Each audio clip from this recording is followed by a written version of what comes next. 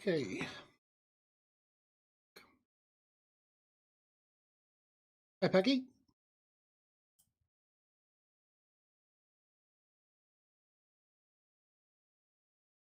Nice to see you in here again. Now, let's just check. Can you hear me okay? And everybody. Yep, good. Hi, Peggy. Hope you're okay. Thanks for tuning in to another Let's Play and review.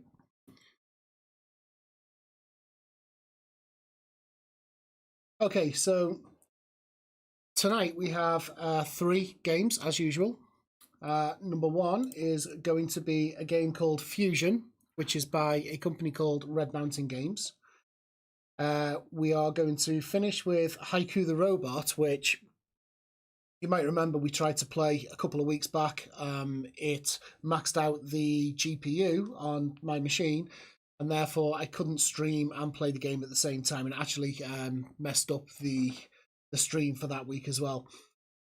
So what I've done now, and it's just to combat any more issues like this happening in the future, is I've actually changed my setup. So I've now got a gaming laptop to the side of me here, which I'm now going to use to play the games, which will stream it through my Elgato capture card on my main machine.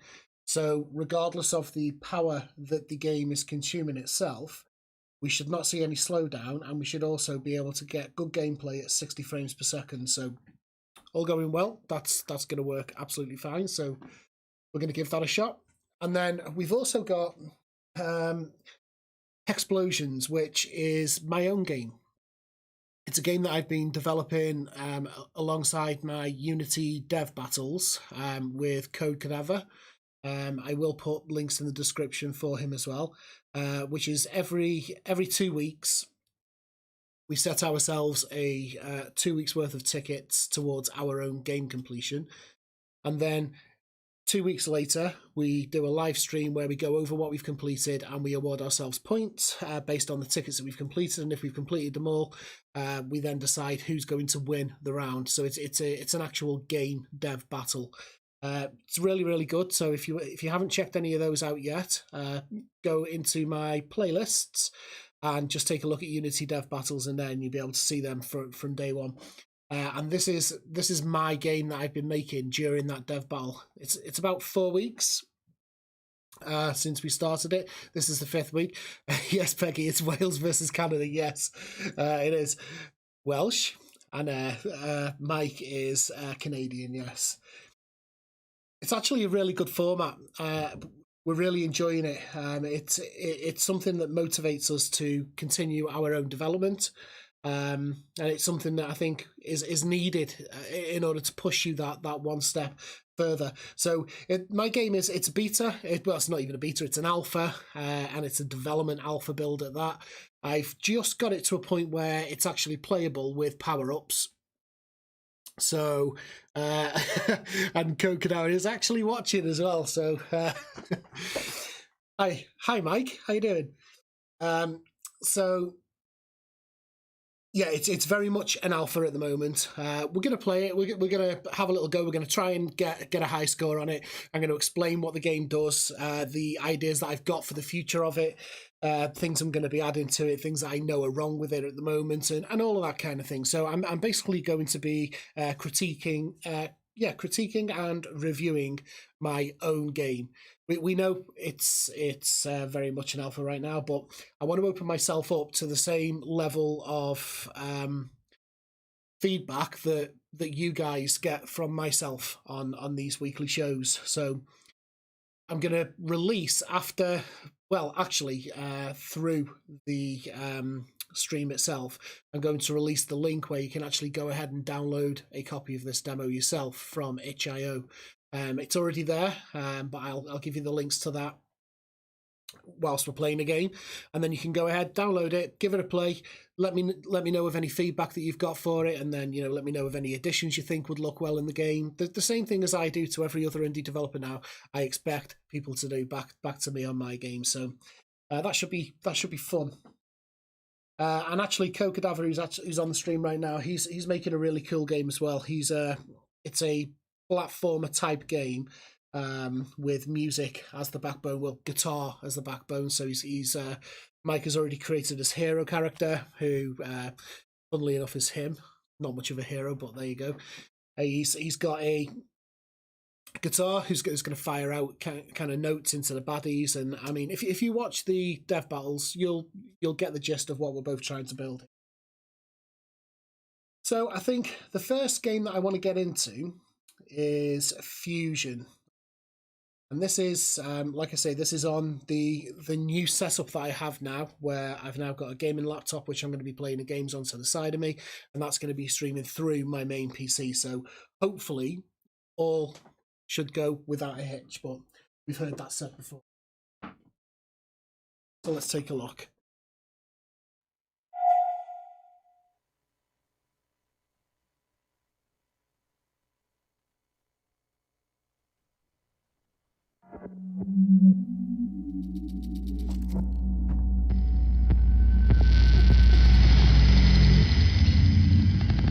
And I know this game is actually not for controllers, so I do have to get the controller ready for this to work on that machine.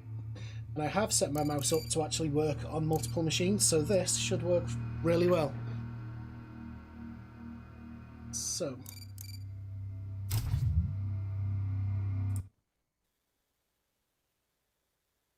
work in progress does not represent the final game, and this is the same with pretty much all the games that we play on this stream. Some nice cinematics.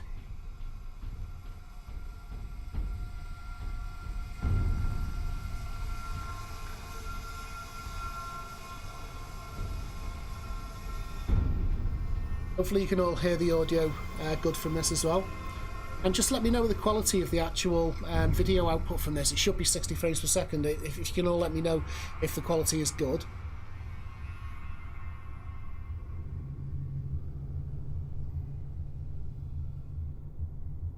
Yes.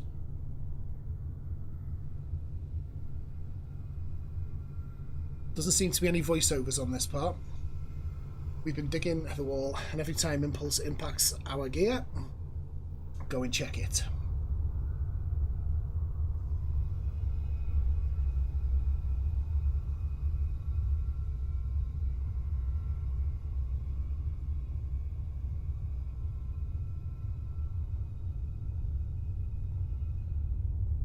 Yeah, thanks, Peggy. Yeah, I was hoping it would. It should be very stable like this. I mean, my setup's cost another couple of £1,000, but it's not light beer, it's Stella.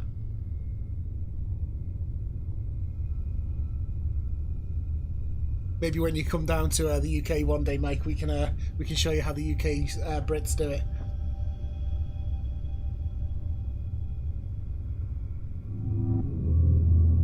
Oh.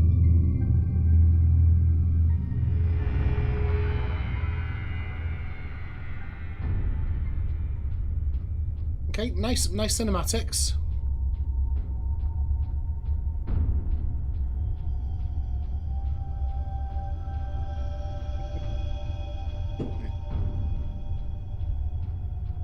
Definitely not sponsored. No, I wish. Could have a couple of crates sent to me every couple of weeks. That'd do.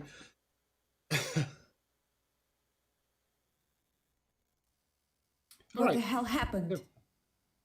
My system is damaged. Can't give the right answer right now. Okay, nice looking character to start with. This robot character. Let's move. Nice lights, and I did see at the start this was actually developed in Unreal. I actually really like that robot, it's really cool. Let's see how he moves. Okay. Okay, nice. Seems pretty smooth right now. The level design in this part is pretty nice. It looks like we're in some kind of a underground bunker or underground tunnel.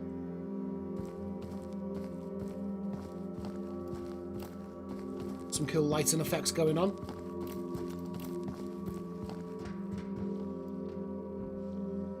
I'm not very good, as I've mentioned before, with keyboard and mouse, so I'm going to be a little bit awkward with the controls to start with, I think.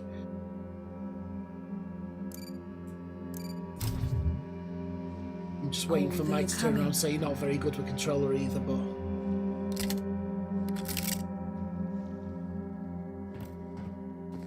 Okay, so I can switch to gun. This. Oh, that's nice.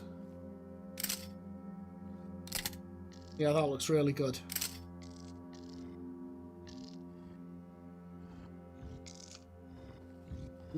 Lovely animations. Oh, what's this guy? Whoa! Whoa, what's going on? Why can't I move? Okay, reload. Where did they come from?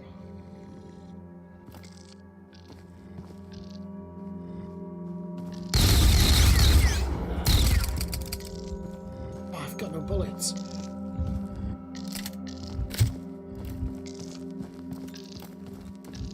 Terrible shooting. But I've got kind of a... Oh, this is awkward. This is very awkward. Okay, these enemies, I think, are... These enemies are too fast, and they attack too much. What happened to all of the movie kind of props of when fights happen in movies? You know, even if there's two baddies there, one waits until you're actually free for the fight. Come on now. Can't take on two at once. Okay, my health is quite low now. Have I got any more? No, I do not have any ammo.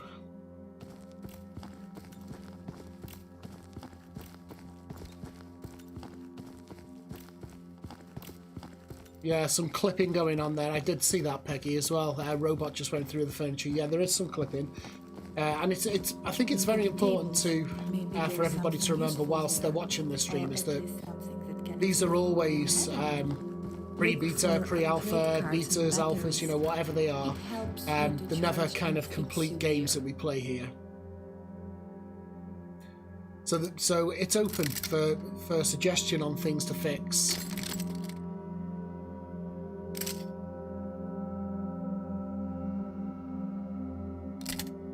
Yeah, that can be fixed, Peggy, yeah. Of course it can.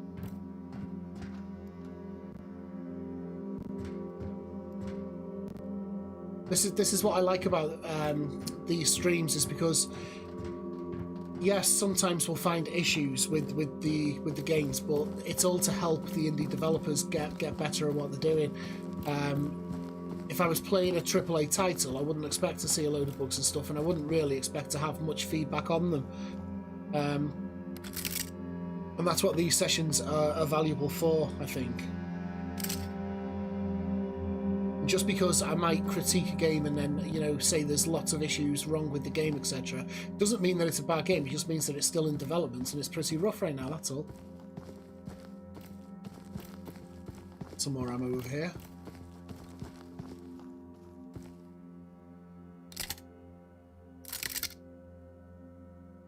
I like the animations to actually bend down and pick up items.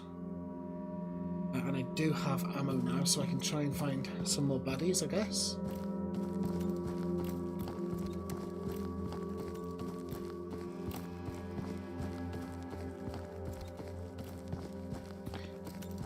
Yeah, Mike, I think you're right. There should be an audio cue or even a visual one when the enemies are en route. I think they do actually give a little kind of... That's my impression of it anyway.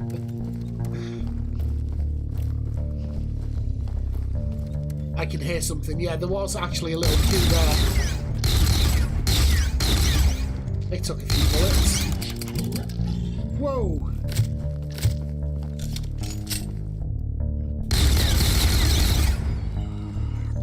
Okay, these baddies are... The enemies are too fast.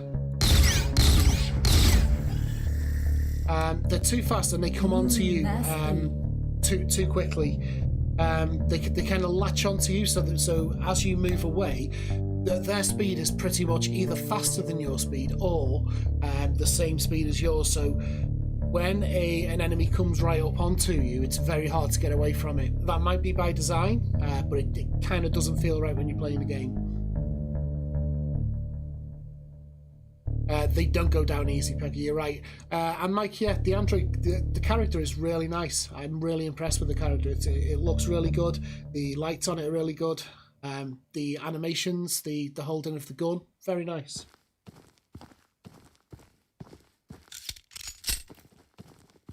Can I blow any of these things up? Yep. Got this.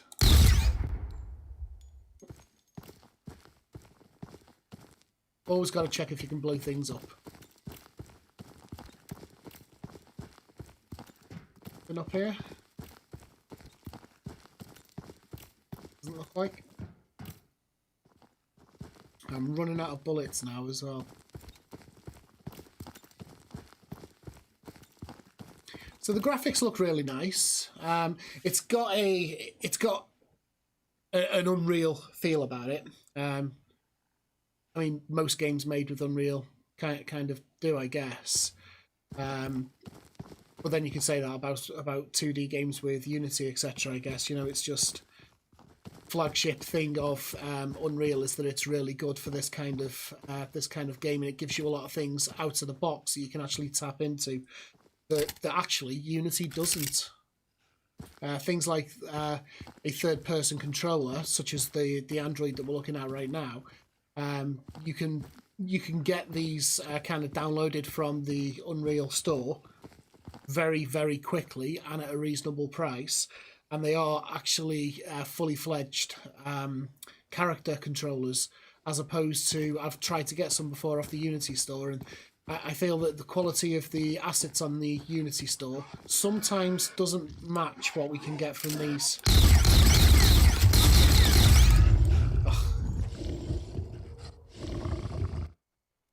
Yes, shoot enemies in the head. Okay, I think the enemies are too fast. I think that does need some kind of work to get a bit better, because they literally just are too fast. They come running at you. You don't get much chance to do anything, and they take a lot of hits unless you hit them hard and unless you hit them in the head. See if I can blow up the zombie here. No splashback damage. You see how it's clinging onto you here? Just gonna let it kill me. You see how when the enemy came over to me, then it just kind of really clung onto me in that place, and I couldn't move away from it. And it was just constantly hitting me. So I think the enemy AI definitely needs a little bit of work in order to, number one, not be so hard, but number two, have a bit more diversity in how it attacks you.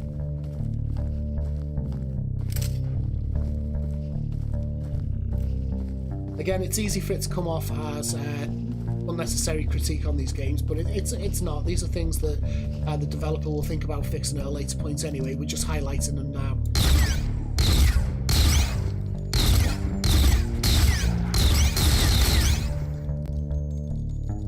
Let's have a look at the enemies, actually. So there's not much design. Oh! Whoa! Get out of here! I'll kick you to the ground! How many kicks does he take? Come on! Well, she. I assumed his gender. I do apologise, monster. Should never assume the gender of a monster.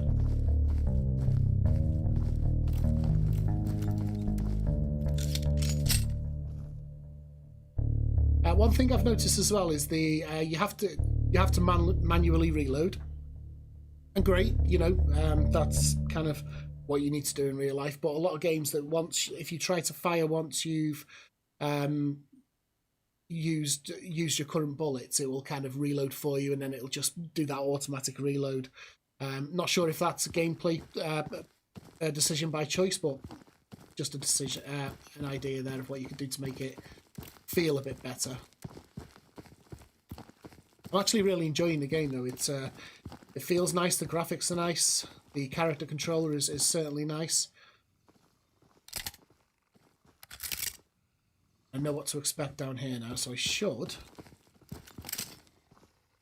be good.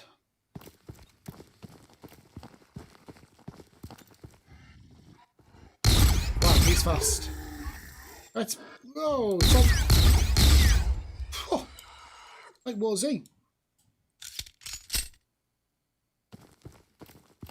Fella.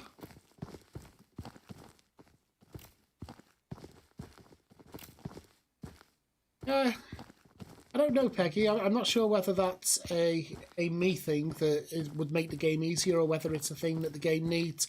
I think if it's a design choice, it's a design choice to make you have to manually reload. But I think there certainly needs to be some balance into the game regardless. Not just for the actual... Not just for the actual enemies, but for the actual mechanics such as reload, etc. as well. So it might be something the developer wants to think about. But I take the valid point that having to manually reload is also a thing.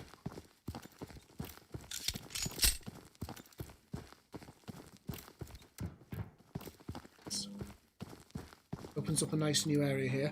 The graphics are actually really nice in this. I mean, I'm not sure how much of a kind of alpha this is, and if these models are going to exist in the final version, but it's got a very nice kind of aesthetic to it right now.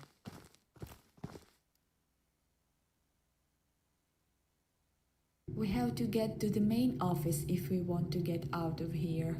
Unfortunately, we have to get through all the 4 floors. Has anyone survived? I think survivors may be hunting us out. It seems like here was an electromagnetic explosion. A sample with the virus broke and workers might become infected. How dangerous is the virus? One sample from our lab can destroy 1/4 of the world's population in 24 hours. And this is the most optimistic consequences. Is there a chance that everything has spread out? No, it's impossible. So the voiceover for Natasha, I'm not sure whether it's computer generated or not. It sounds like it is, and it's a little bit off-putting. The voiceover on the Android guy is actually seems pretty nice. You can get away with the computer generated voice on that. It's got a couple of effects on it. It sounds really nice. But I think either the accent of Natasha, if it's vocal recordings, then I think they just need a little bit of extra work to actually, because I think at the beginning of the game she was telling us to go and collect a weapon. I did actually hear her say go collect a weapon, which obviously, you know, and you can't put it against the developers. English might not be the first languages and all that kind of thing, but I think when you're releasing a game to the public, that some time and effort should actually be put into making those things a bit better, I guess, is what I'm trying to say. Okay, away some nice lights going on here. The lighting in the scene is really nice. Useful there. See, I'm not sure where this light's coming from on my legs though.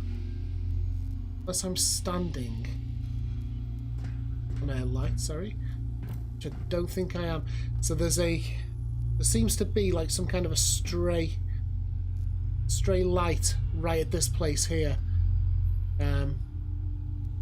There's no kind of white lights that are shining down on me that should hit me from here, except for the one up on the door there, but that stops at the end of this floor here. So there seems to be a stray light. Still, the lights look very nice.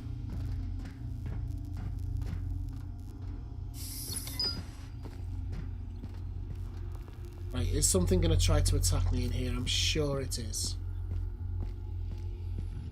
Again, some... Oh, that looks...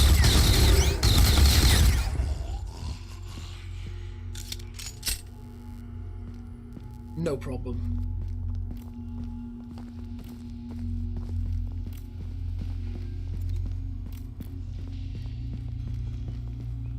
Okay, nothing up there. Caution, epilepsy. Still, looks nice. I'd say on this part here, you've got these lights that are going on and off up here. Lights like this, generally, when they're going on and off, have some kind of a sound effect related to it. So I would suggest just kind of having a little bit of a sound effect on there of when the light flicks on and off. Again, very small things, but...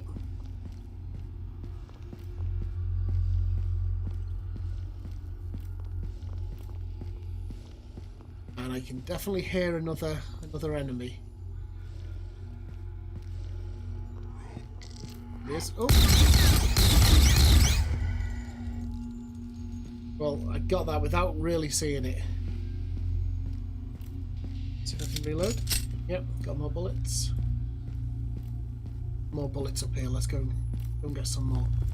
Got a feeling we're going to need them in a minute. Let's go. There is so much rubbish. Everything is wrecked up. Hope we will find something useful. Yeah. Everything is wrecked up. It's strange to see that nobody's here. Yeah, the voiceovers on Natasha, I feel, do need a bit of work. Sure, there's going to be a baddie in here. This is too quiet.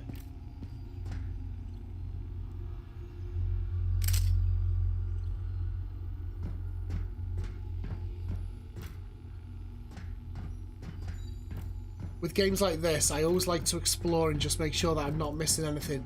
And since ammo is pretty scarce right now, I'm just trying to make sure that I've got enough going into the next parts. Has it got kinematics on the go here? No. There's no inverse kinematics right now. Just a suggestion for as you develop further to just kind of work on those inverse kinematics for as you're going upstairs. So each foot would be on a individual stair, for instance.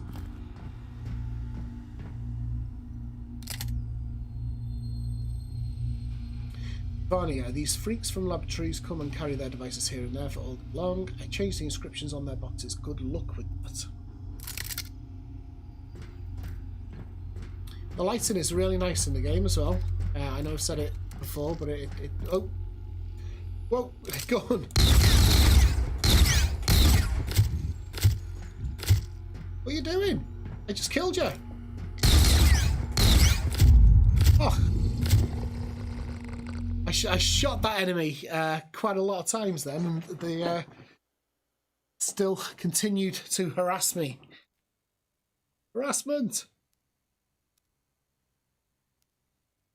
Hey Esther, it's kind of a scary game. I mean, enemies do have a tendency to just kind of jump out on you, and you know what I'm like with scary games.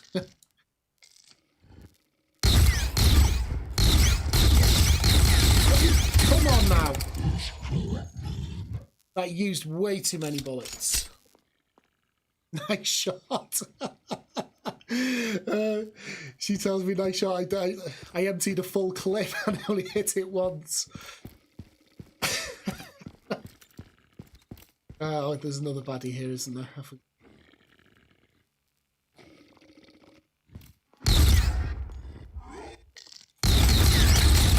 Come on. Oh. Yeah, these enemies they're far too fast. They come running at you from quite a distance as well, so you can't kind of sneak up on them at all. I think there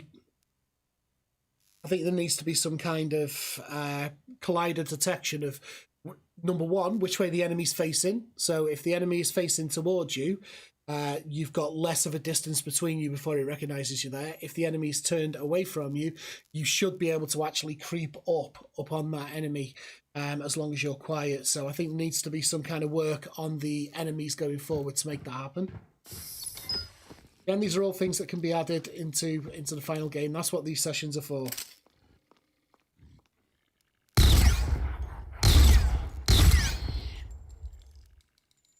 Right, so 2 to the head, 1 to the chest.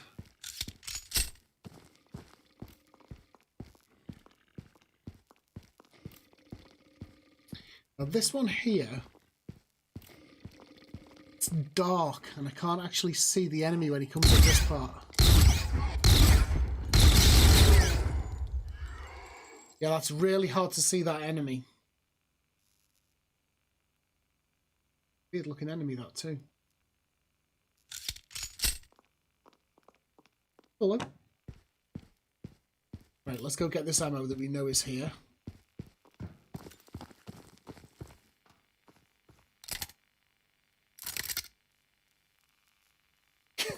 Esther says, kill it! Oh, I am trying. Let's go. There is so much rubbish, everything is wrecked up. Hope we will find something useful. Yeah. It's strange to see that nobody's here. Yeah, that voiceover is... I apologise if you are the person that voiced over that, or if it's a computer-generated one. I do not apologise because it's computer-generated, but if it's a human, I do apologise, but that voiceover is pretty annoying.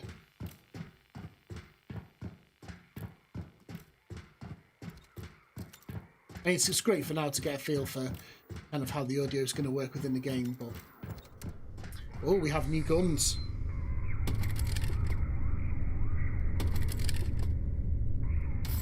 Oh. Oh. Whoa! Finally came way too quick.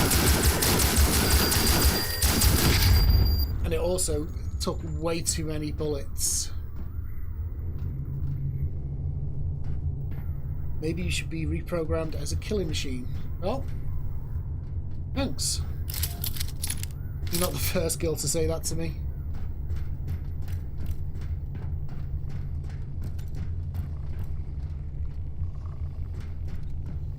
Okay, maybe I can't go any further there.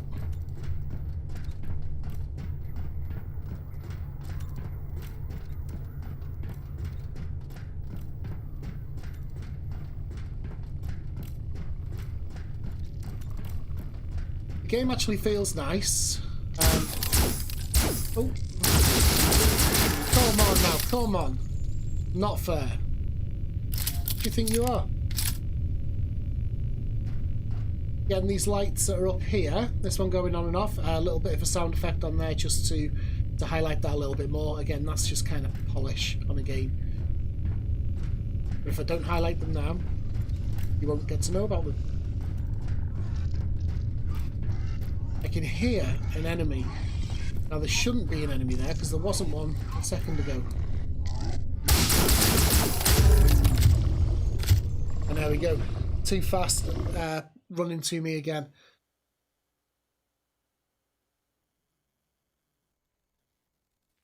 Cheers.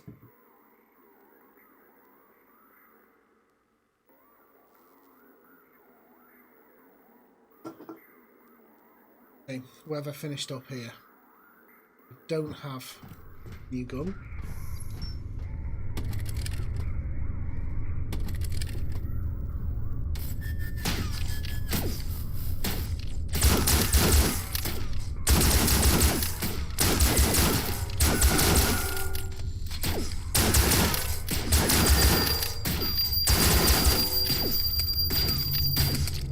Come on!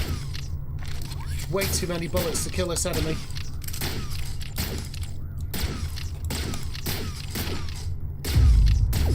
Yeah, I had no bullets left for that. I think I missed like one or two shots there as well. We'll give it one more life and we'll go through it from there.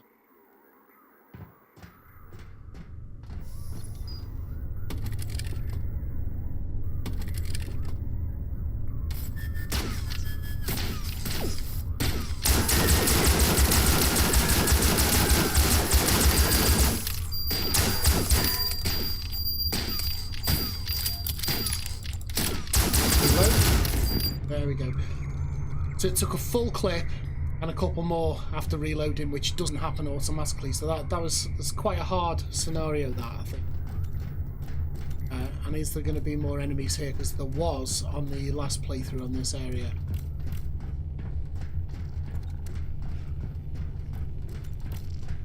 Yeah.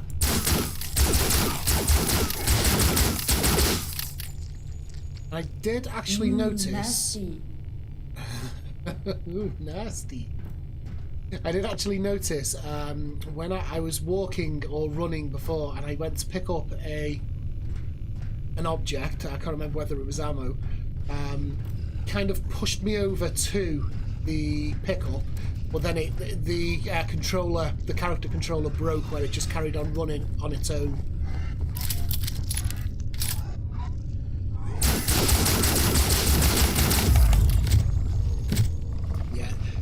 Those enemies are just are way too hard.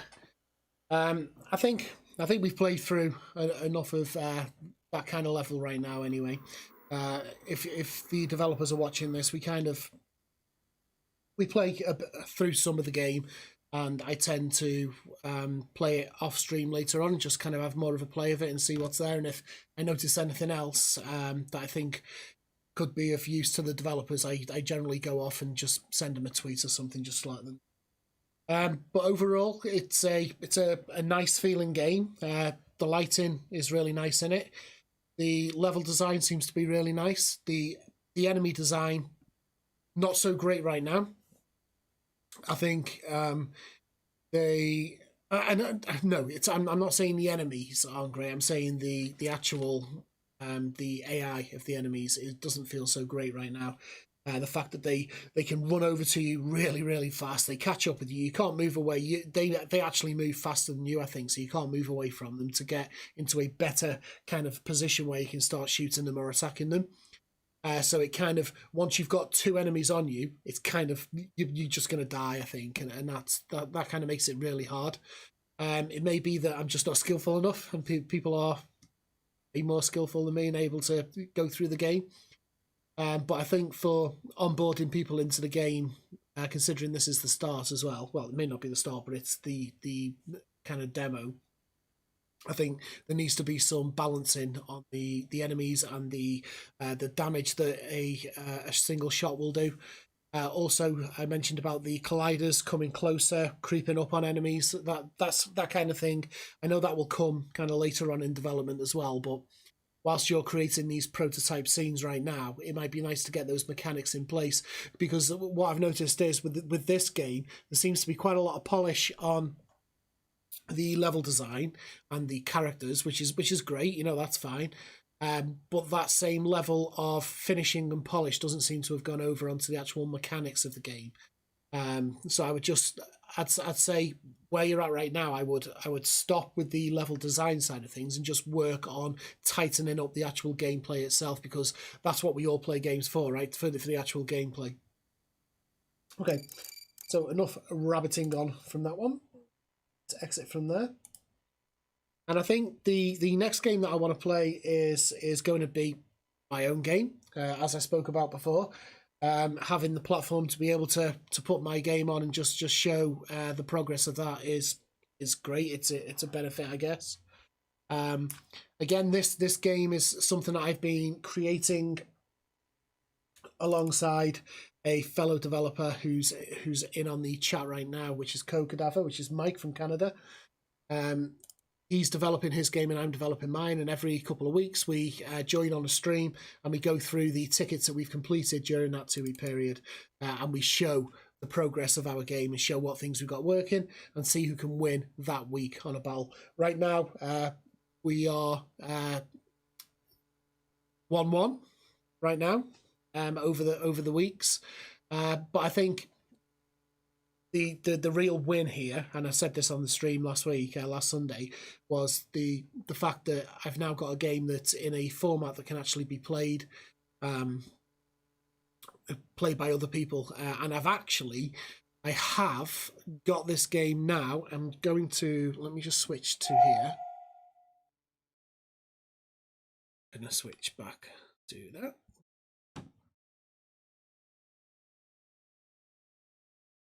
And I'm going to go here. So, Hexplosions. What I'm also going to do is I'm going to put this in the chat.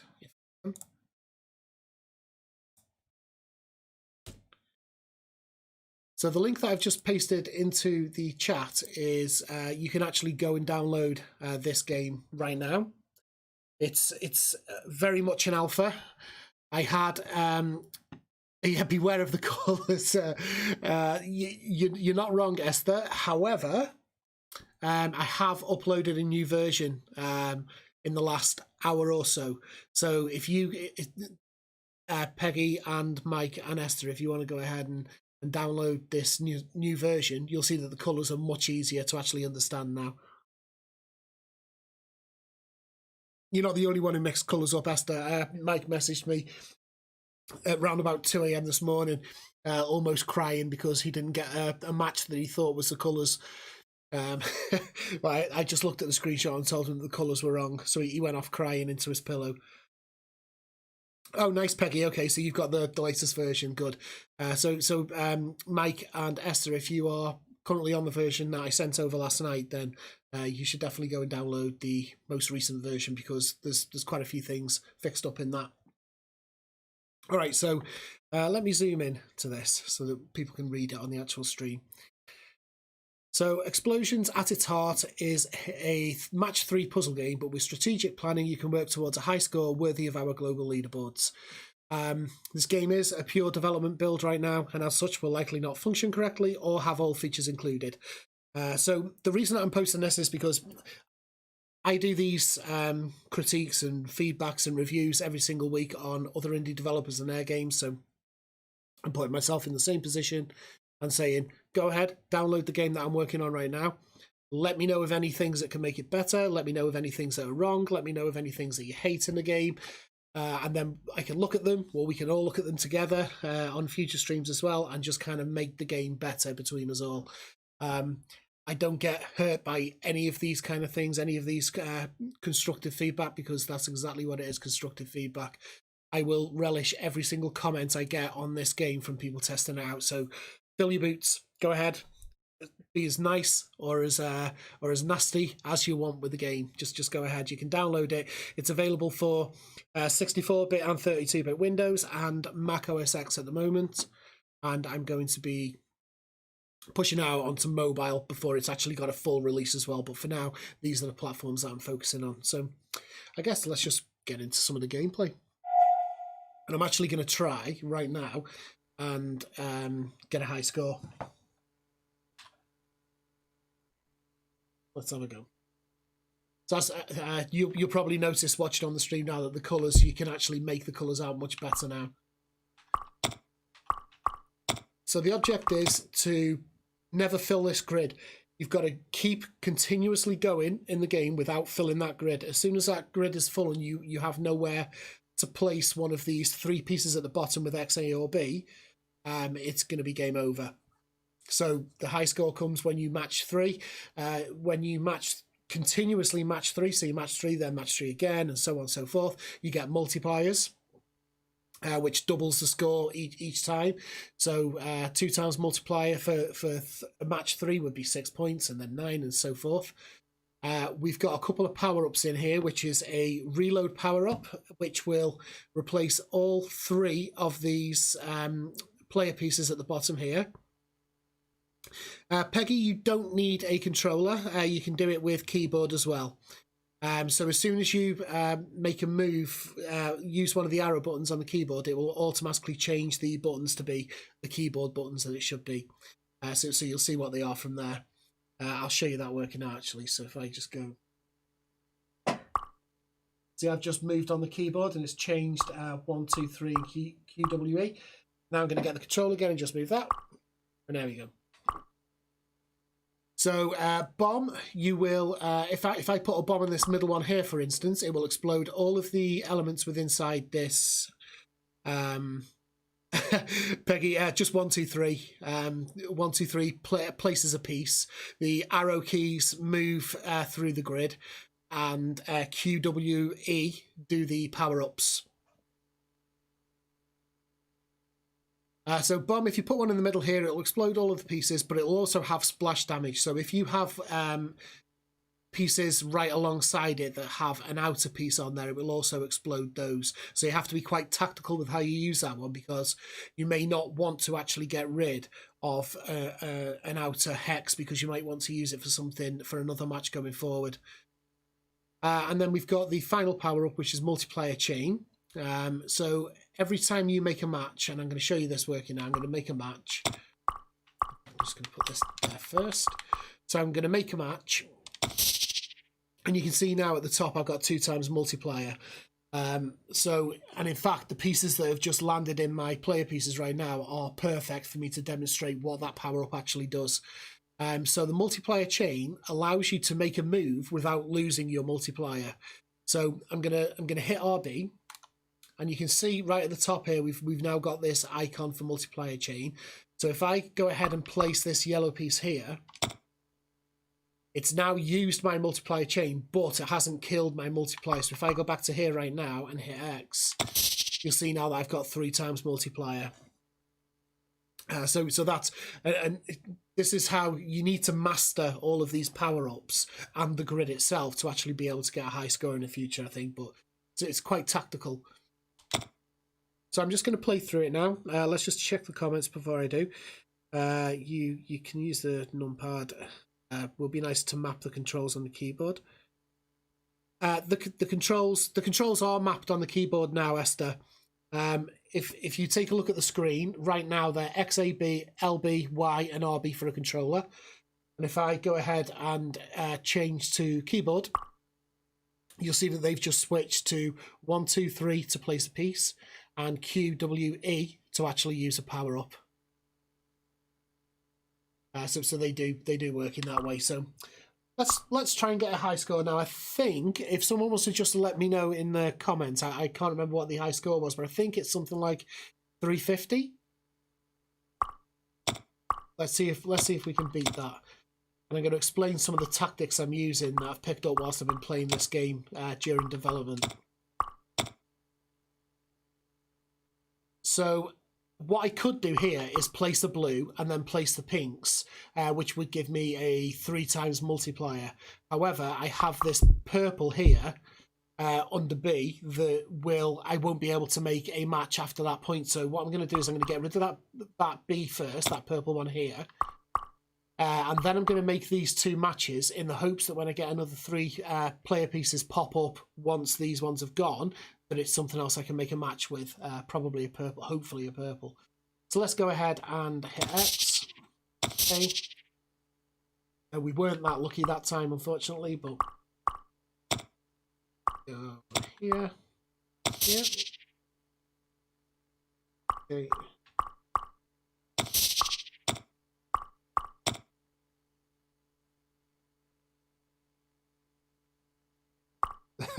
That's fine, Peggy. Your boyfriend is yelling at someone on the phone. Okay, let's have a look. Let's go X. Let's go A. You see how I'm not rushing through the game, like just trying to place these anywhere. I'm trying to be tactical about where I place them, thinking about a couple of moves in the future. So I'm going to actually go here. Yeah, the colours do seem better now, Esther. Thank you.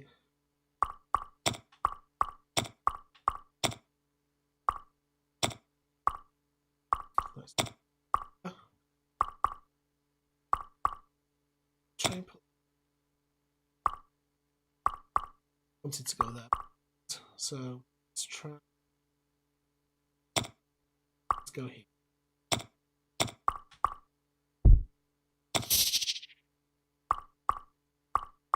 Come there.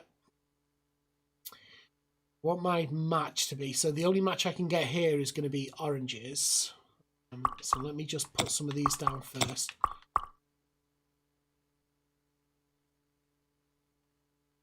Yeah, Esther, this is what I wanted the game to be. I wanted it to be a nice, just slow, calm game you can pick up, and with the mobile version, you'll be able to just pick up and play on the train, just on the way, and just chill with it really, and not have to, run away from enemies or fight enemies. It's a puzzle game. It's a match 3 at its heart, but there is definitely some kind of tactical moments you can have with the game. But yeah, I did want it to be really kind of calming.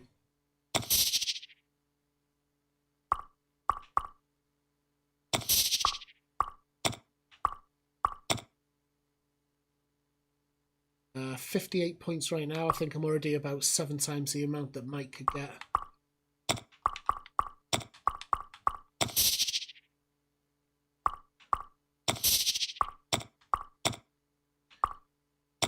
And you do find yourself being able to go through it quite quick once you get the hang of it.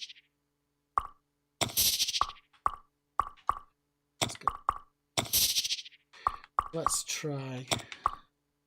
Let's put the red away so we can start with a match. Nope, no matches.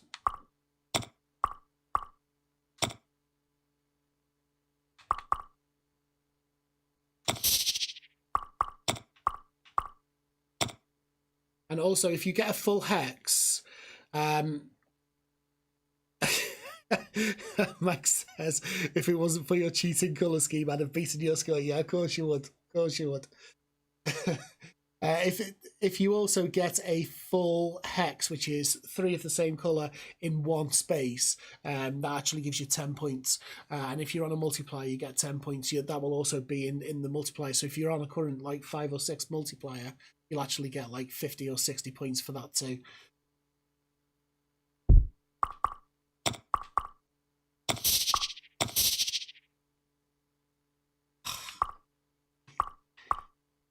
Harsh, that one.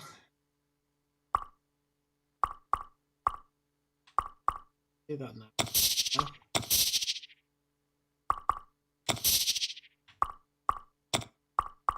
I'm yet to implement as well. I want to do if you get to the point where you can actually clear the entire grid, which is quite hard to do, but I have actually done it before on a playthrough.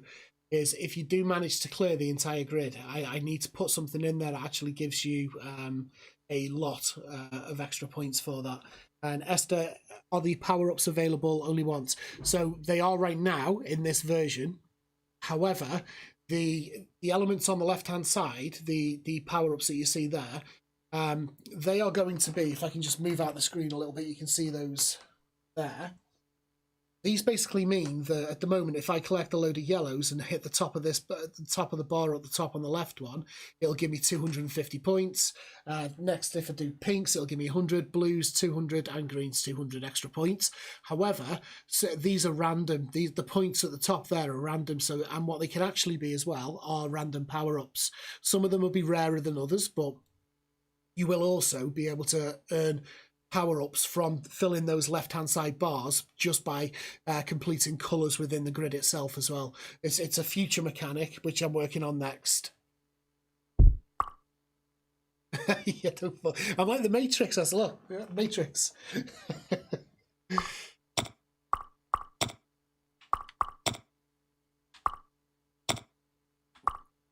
Let's continue and get a good score.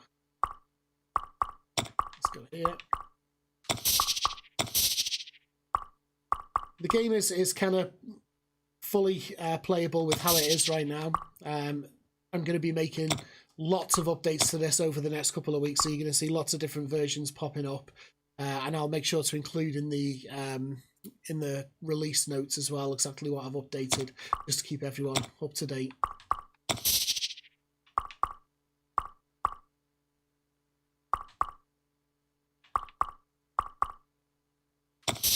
Best I can do there, I'm afraid. Yeah. So you might be wondering why I just actually placed the green on this bottom left one here, ready to actually go to the top and place it on there. And that's because when you make a match, even if it's more than 3, so in this instance where I'm going to place the green up in the top right now, that'll actually be worth 4 points because there's actually 4 green tiles in there.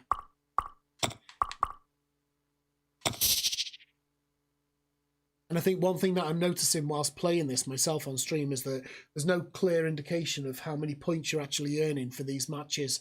So I think what I'm going to add on to this is when you make a match, I'm going to add some kind of a little label with the point value on it, just kind of animate from where it exploded into the actual score itself, just so you have more of a visual on what's how much you earned.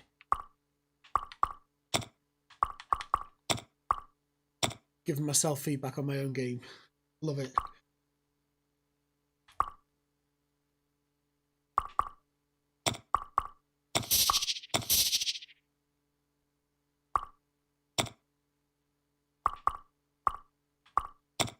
I missed the 3 times multiplier there. I should have looked at that better. So we're getting close to the score, to the high score here. I just wanted to prove a point to Mike that I'm able to just beat the scores, so I don't have him crying to me again on Twitter later on tonight. Let's do that here.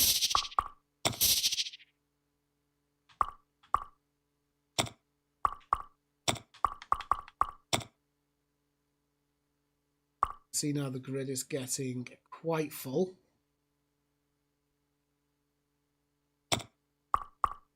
And I think I'm going to have to use a power-up shortly.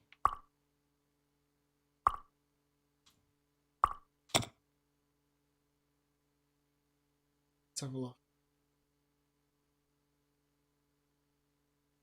Okay, I think my... yeah, I can go here. That's nice.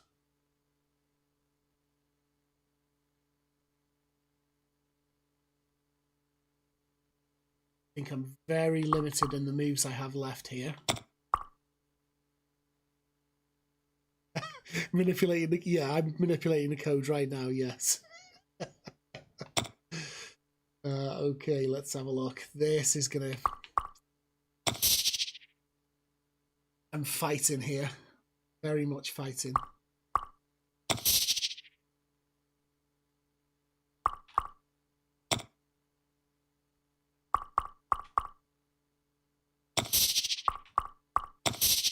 Okay.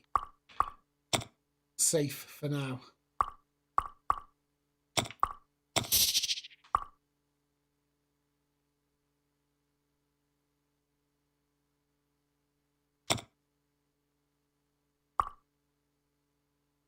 Zoo Tycoon.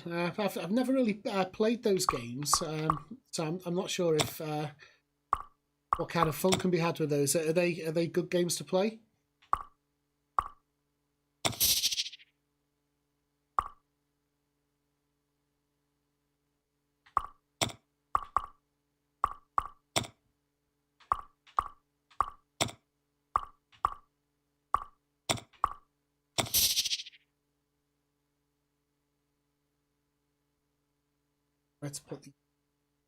Where to put that. So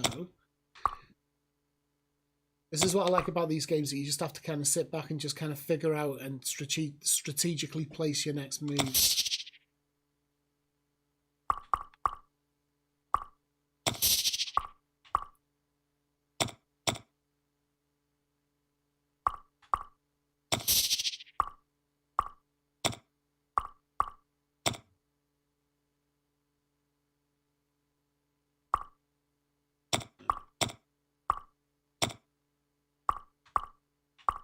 We're getting close here to the score, I'm sure.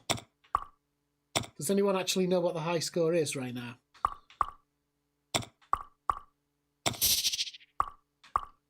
Mike's probably jumped off to try and beat this high score now.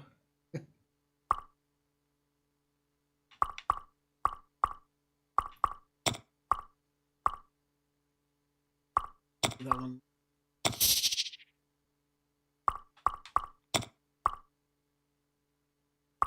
Okay, this is going to get to the point in a second where I need to use a power up, I'm sure.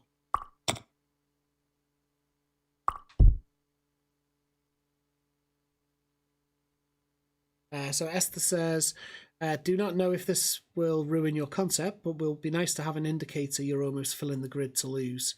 Those took me by surprise. Yeah, I need to work out some kind of visual effect that will kind of the idea that I've got in mind for that is kind of just shaking the grid a little bit when you've got, let's say you've got 1 or 2 pieces left in your game pieces at the bottom, and there's only like 1 or 2 available moves to actually go with. So I think just kind of a gentle shaking of there, just so that you know that there's danger imminent. I think that will work quite well. But yeah, thanks for that suggestion, Esther.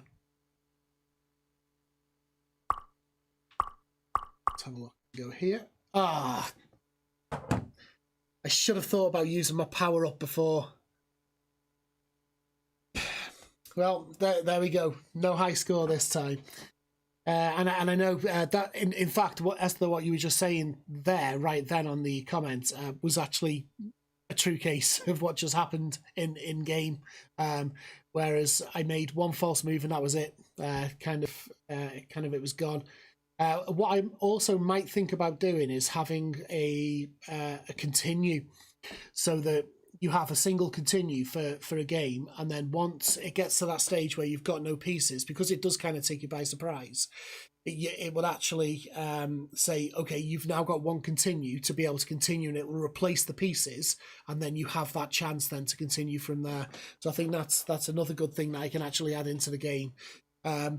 All those kind of things, like the shaking of the tiles to let you know that the end of the game is imminent, I think they are, and I'd call them polish. I want to get the core gameplay and the mechanics of the bars on the left hand side working first, I think.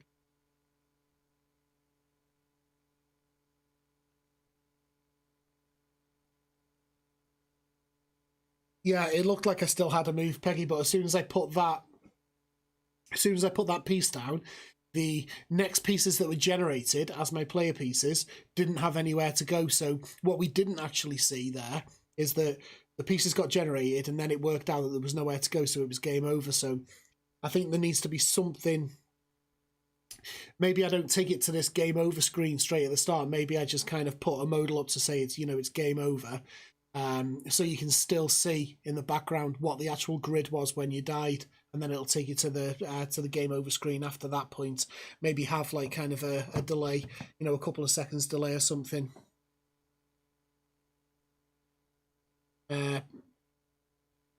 Mike says, I think your broken hex image has too many jagged edges. I think a simplified broken setup would flow a little better. Yeah. Yeah, maybe. So the design's not final. You can see, actually, if you can see as you're looking through the game here, from the version that I had on the stream on last Sunday, where we were explaining what I'd actually worked on, you can see that the design is very, very different to what it was at that point anyway. So I've done a bit more work on the design to get these things like the power-ups looking better, and the actual the keyboard mappings and the controller mappings looking a bit better as well. So yeah, the design side of thing, I think all of that's polish, but at the same time, I want all of that feedback. So any of that feedback you've got, tell me on these streams. Go onto my itch.io page, and just put a couple of comments on there, and just fill your boots. Just put whatever you can on there. But I think that's my game that I'm working on right now. I'm not sure of a complete release date right now, but it's going to be released on Steam first and foremost for Windows and Mac. I'm going to then be producing a mobile version for iPad, iOS, and Android, and then potentially, possibly have a look at doing an Xbox or PlayStation or a Switch. I think this game would actually work really well on Switch. Do a couple of different versions from there. But I mean, it's all open right now. This is still very much a prototype of the game, a minimum version alpha of the game. But I think to get to the point where it is right now, and thanks, Mike, I appreciate that. Saying I've got a great job again on that. This is what we do these dev battles for, is to be able to come with a game at the end of it. And you've just seen me play my game on stream, and it's a fully playable game. Hasn't got all of the polish that a final product would have, but it's a fully playable game. So I think one thing we can do now,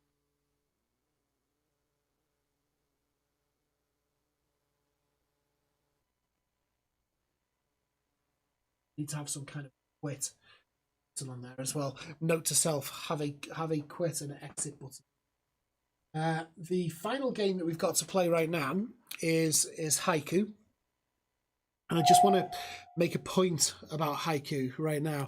I've been posting about this quite frequently on Twitter, and actually on this channel. I've spoke about it quite a few times on the channel. There's 25 hours left to go for the developers on the Kickstarter. Now they've met their goal and then some. They've actually gone further than their goal. They've gone to two extra stretch goals. They got a Switch port, languages, and now they're working on a Bosch Rush mode. So that's going to be the next one they're working towards. Now they've got 25 hours left, and the Justin, the developer, is actually doing some kind of a 24-hour stream starting within, well, kind of the next hour, I guess, that will be doing a load of things on the stream, trying to get more people involved in that last day towards the end of the Kickstarter. He obviously wants to get up to some of these extra milestones, the stretch goals. So if you haven't already, and I know some of you have, Peggy, yeah, I know you have actually supported this already. If you haven't supported it already, what are you waiting for? Go ahead.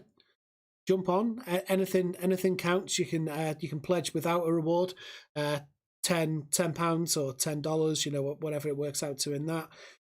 You can get rewards for $12. This game looks really good, and we actually tried to play this game on a stream a couple of weeks back, and a couple of you will remember that the game maxed out my GPU and it made the stream unwatchable, and the game was unplayable on stream, so I had to stop the stream early on that night. But now with this new setup where I have my gaming laptop powering the actual games, there should be zero issues with that kind of thing, because it can max out all it wants to on the laptop and it should still come through at 60 frames per second on the screen. So let's give that a go, shall we?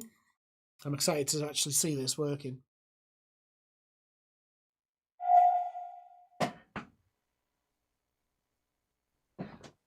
So this is Haiku the Robot.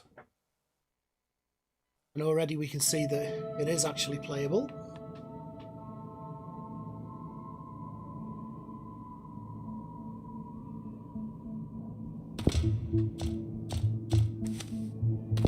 Lovely.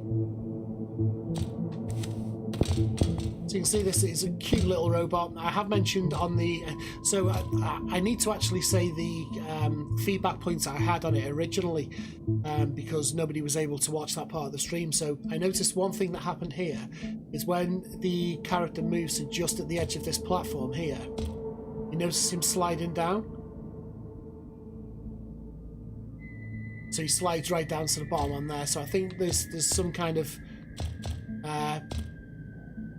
he needs to stop sliding at that part, so I think the developer just needs to take a look at that.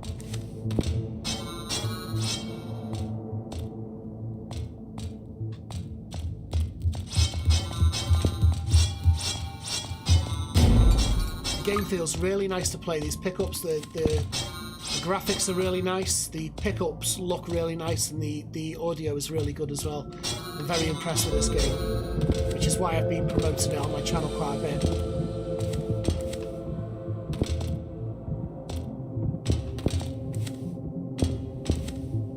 First, these types of games, these Metroidvania games, are so good. I really do appreciate them. Now I did notice while I was playing it last time, and I'm thinking it's still going to be here, but there was a bug here. There seems to be some kind of a hidden... Yeah, see here, it hitting it. There's some kind of hidden collider in this space here. So you can't jump right up, it's hitting something. If I go to here, you can see I can jump right up, go to here, something stops it. So there's some kind of hidden collider in the scene, in this space there.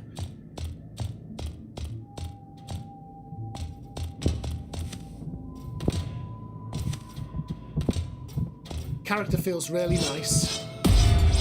The gravity and the weight of the character, you've heard me talking about or harping on about the gravity of a character before.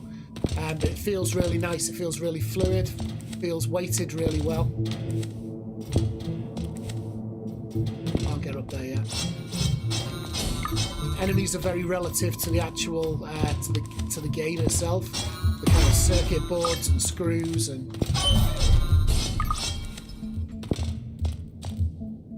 And if you're wondering why I'm doing these things against the walls here, just kind of jumping up over to it, it's because these Metroidvania games, they always have a lot of kind of secrets placed around everywhere, and if you don't try them, you're not guaranteed to actually find them. So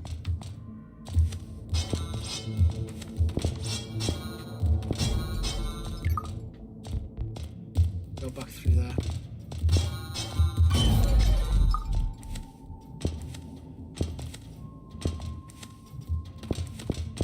It's a spot. So I did originally think that that was a spot there, a secret there, because you can actually get under that block, so that doesn't have a collider on it. So if the developer's watching, the little space there, you need to add a collider.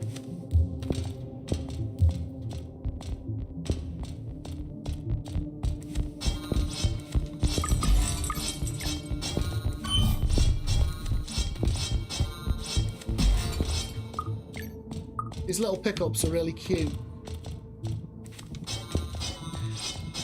These are the only moves that I can do right now. These kind of Metroidvania games, they tend to start you off with a game where you've got very, very limited moves, and you've got all of these areas that you can see that you can't actually get to. That's what forces you to continue playing the game, upgrading your abilities and so on. That's what these games are actually designed to do.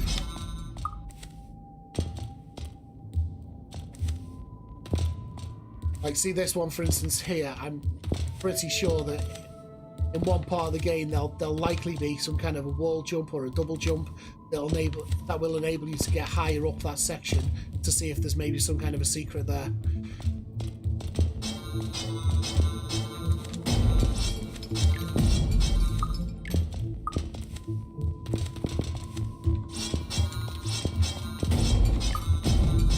Oh man.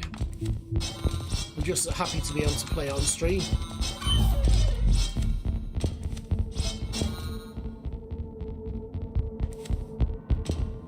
You want to see, what do you want to see, Esther? Jump and attack there.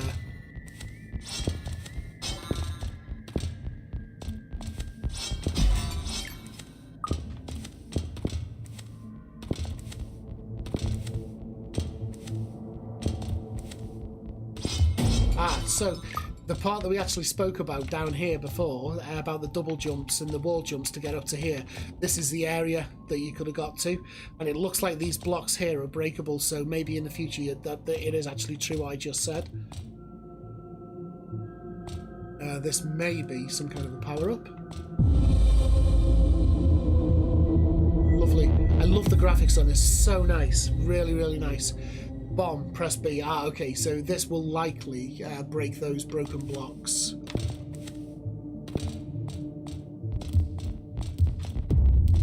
Yeah, there you go. So now I'll be able to access other areas that I wouldn't have been able to access before.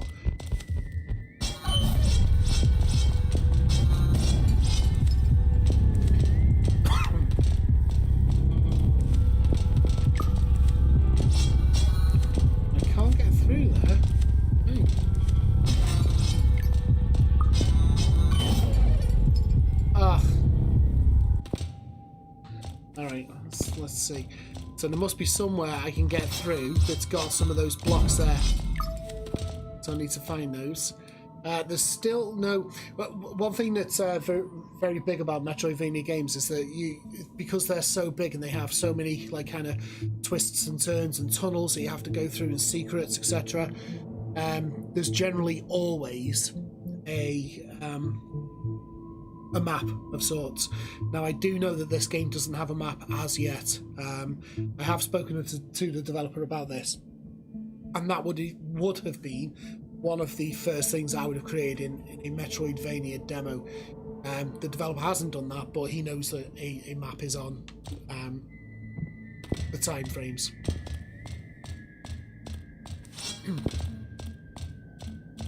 So there must be somewhere I can get through using this new bomb that I've got. There's another power-up of that I need to get to.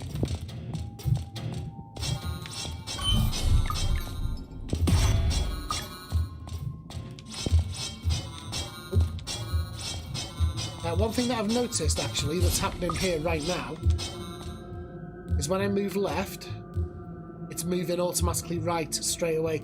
As soon as I let go of the thumbstick, it's moving to the right. See, it's doing it there. So if I move left and let go, it's moving automatically to the right. So when I'm trying to attack that baddie at that point, then it's automatically moving me away from it. And the only way that I actually hurt the enemy was splash damage from the back. So something's going on there.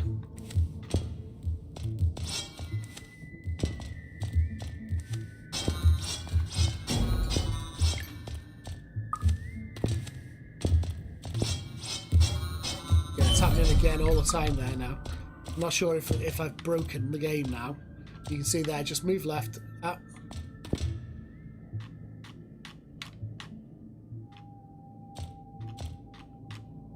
Okay, so it does it sometimes and not other times. I'm thinking that maybe...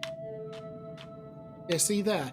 I'm just tapping the thumbstick to the left, helping debug the game as I go here. But sometimes when I tap it, it moves him back to the right. And sometimes it keeps him on the left. So that transition from left to idle needs a little bit of work. It's broken somewhat there. Ah, here. This is where we can get through.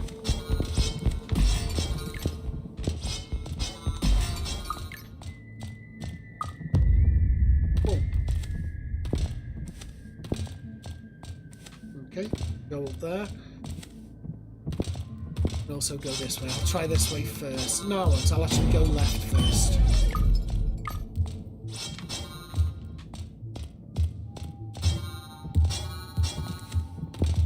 Whoa! Go left first. Nice new enemy here. The bolt. Can I speak to you? Yes, I believe I can. I don't want to hit you.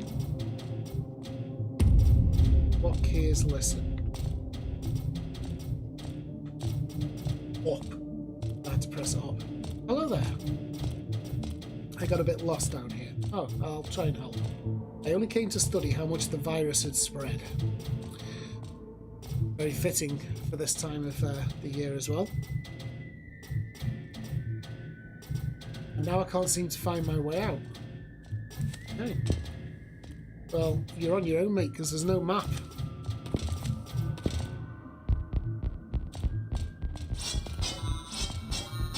This is why he's stuck, because there's no map.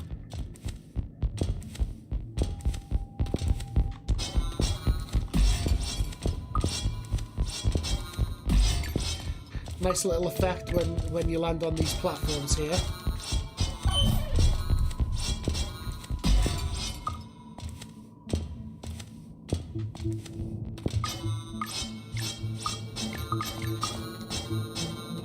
Nice. Is that a secret? Yes. See, this is what these Metroidvania games are great for. These little secrets here. Hey, you found me. I did find you. I'm Dwarf. Also running a Kickstarter right now, okay.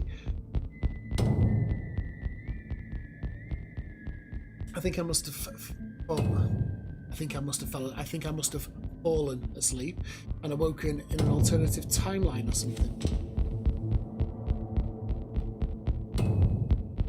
Dwarf Kickstarter. Right.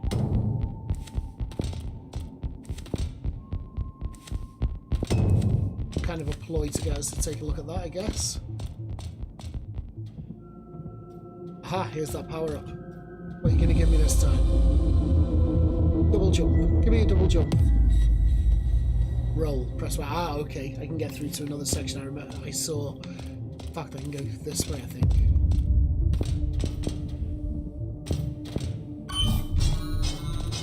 Oh, that's nice that you stay in a roll as well.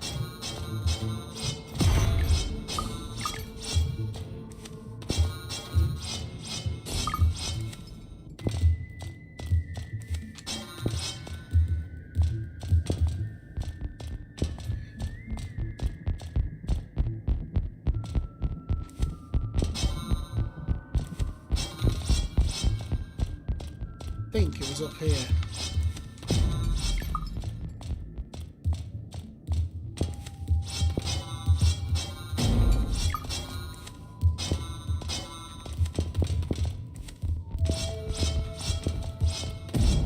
Yes, it was.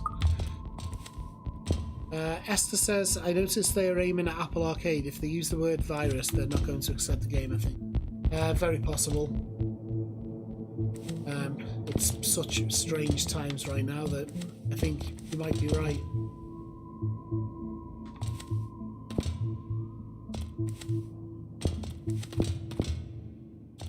Construction. See something up there. Let's go collect these.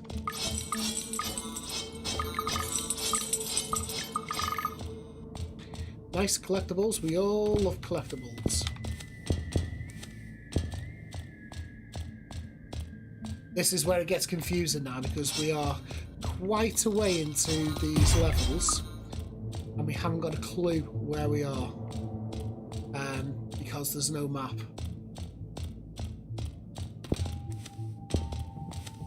Has this taken me back to the start now? Yes. So let's go this way.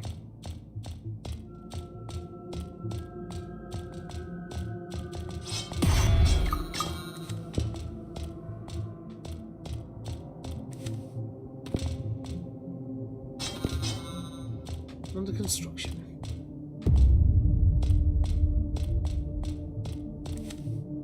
I like the timeout here on the bomb as well. Once you've used the bomb, you can see on the top right there that I've now got to wait for that. Can I do more up here? There you go, another secret. Howdy there, I'm Captain Carrot. So what do you think about the game Haiku the Robot so far? I think it's great. Pretty neat, huh? Yep. Here we go. Damn, I wish there was a map in this demo though. Well, we all do. I'm also making a pixel platformer game over on Twitch TV White Vault. Come check me out sometime. Okay, so this seems like the developers helping out a couple more developers who are working on games at the moment. Hexplosions, hint, hint.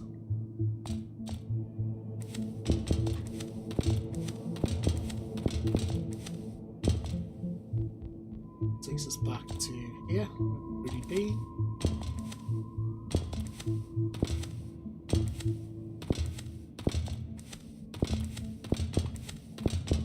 The character controller feels really nice on this. You just get to grips with it straight away.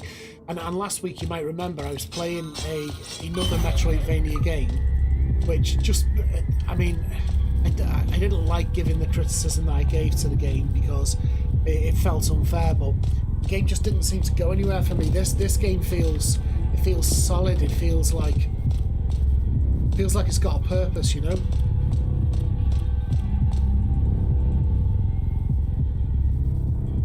You're right, we definitely do need that map. Because I don't know where I'm going now. I mean, I've kind of got an idea, but it takes us back to the power up.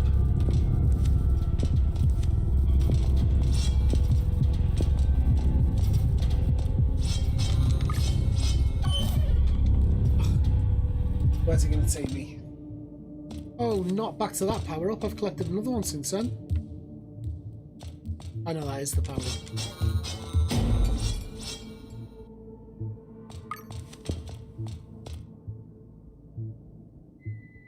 There is no, there literally is no map. I wonder if I can jump and roll. No. Nice little effect on that roll when you drop though.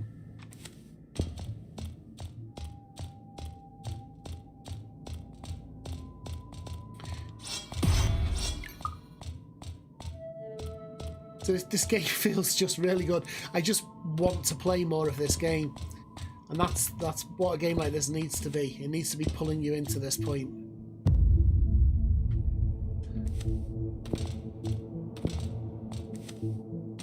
We've already been to see him.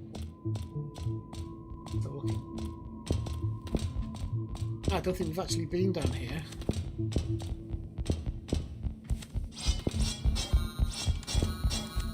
This moving to the right again is happening here, which makes it really hard to attack these enemies. Inspect. All systems have been shut down. Okay. We go back through here and just see what's down here first.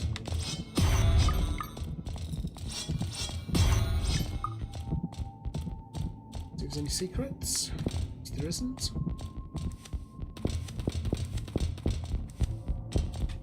Oh, we jump into him.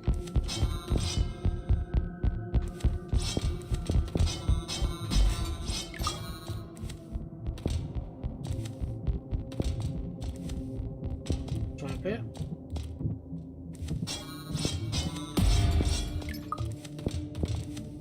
Anything else up here? Yep. I like these enemies the way that they just come running at you from there.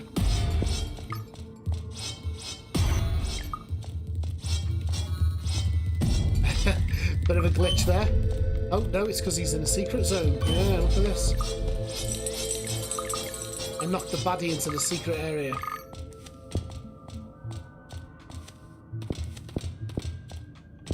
Always appreciated games like this that just hide loads of secrets everywhere. It makes the game fun to play.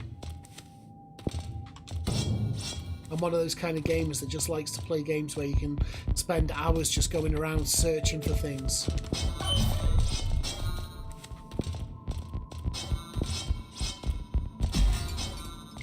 Yep, what's that? I've not seen one of them before.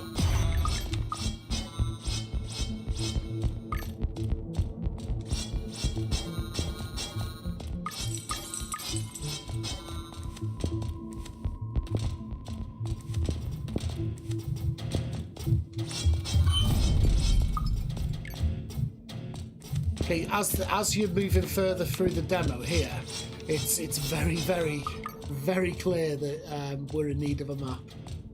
Which, of course, the developer already knows. Again, I'll say it again. He knows we're waiting. He knows.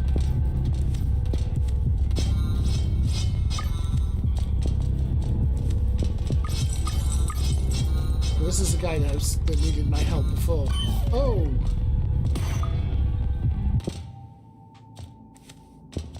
Now, hopefully, I don't have to do all of that stuff again. I do, though, don't.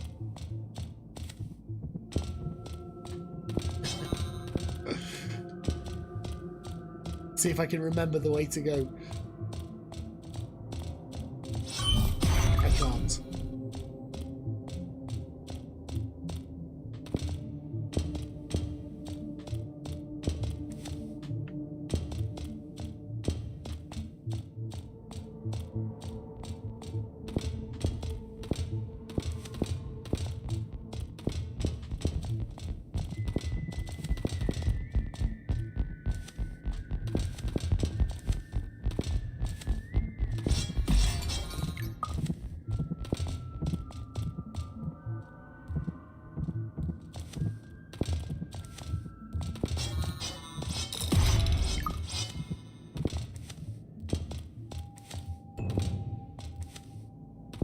Something landed in that place.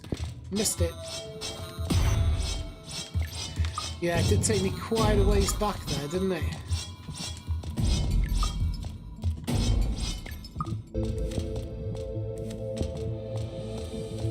But the things that you've collected do actually remain collected, which is good.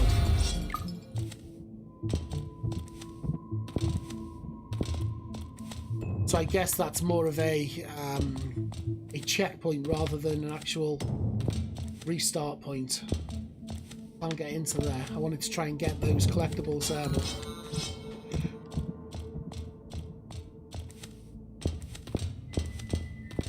Alright, let's try and get to the next bit. Very nice game though. It just makes you want to play it, and that's what these games should do.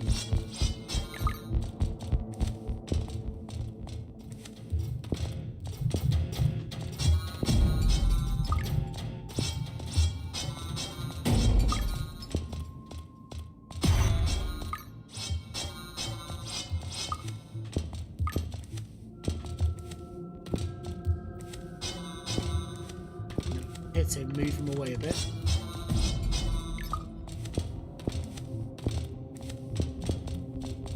Alright, let's see what you got to say for yourself, mister. You don't want to go in there. I do want to go in there now. Aha, this looks to be the first boss.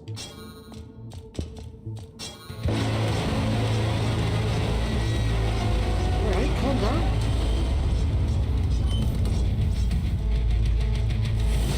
Whoa. Okay. Whoa.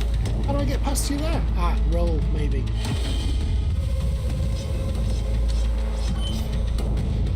Doesn't seem to be able to get away from him there, but there must be a way, surely.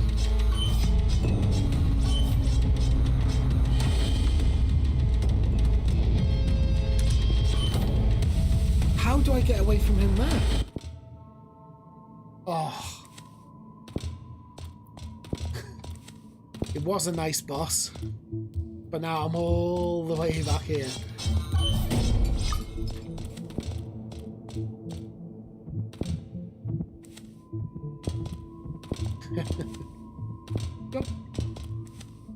Jump. Could I? Did it look like I could clear the boss height from there? I wasn't sure if you actually could. You couldn't roll. I tried to roll and I still got hit.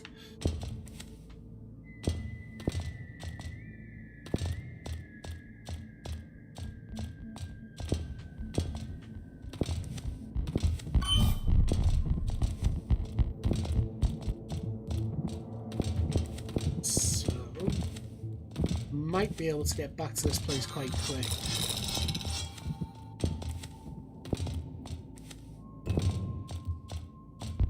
Yeah, a boss should actually be a checkpoint, you're right.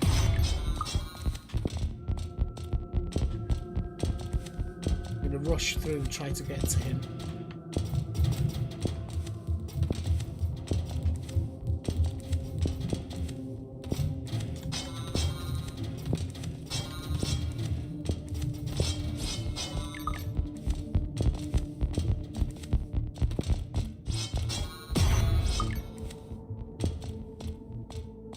Here we go.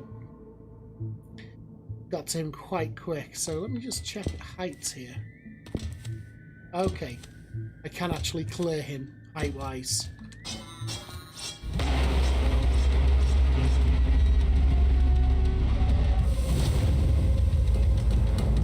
Yeah, there we go.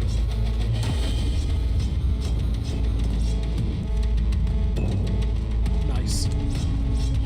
What a great looking boss. Whoa!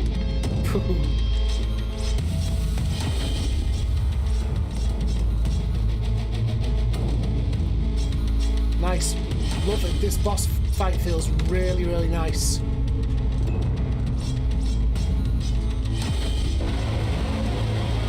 Take that, Mr. Bossman. Oh. Oh, second stage. Oh, you.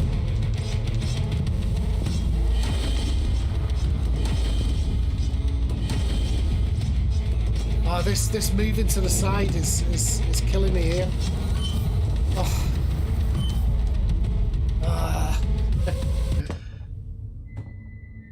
Okay, I'm not going to go all the way back down there to find a boss just to die again from there.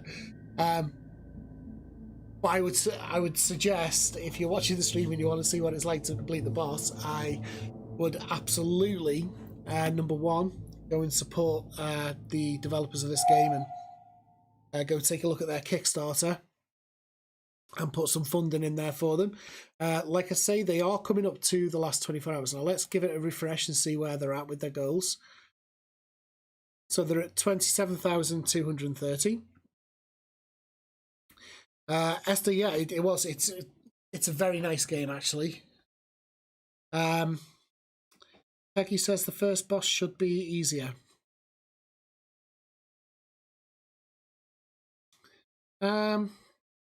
I think maybe not so much easier, but easier to get to once you die, I guess, because there's quite a bit of platforming that you. The balance is almost there. It almost wasn't too long, but it did feel just a bit too long. the platforming to get back to the boss once you die.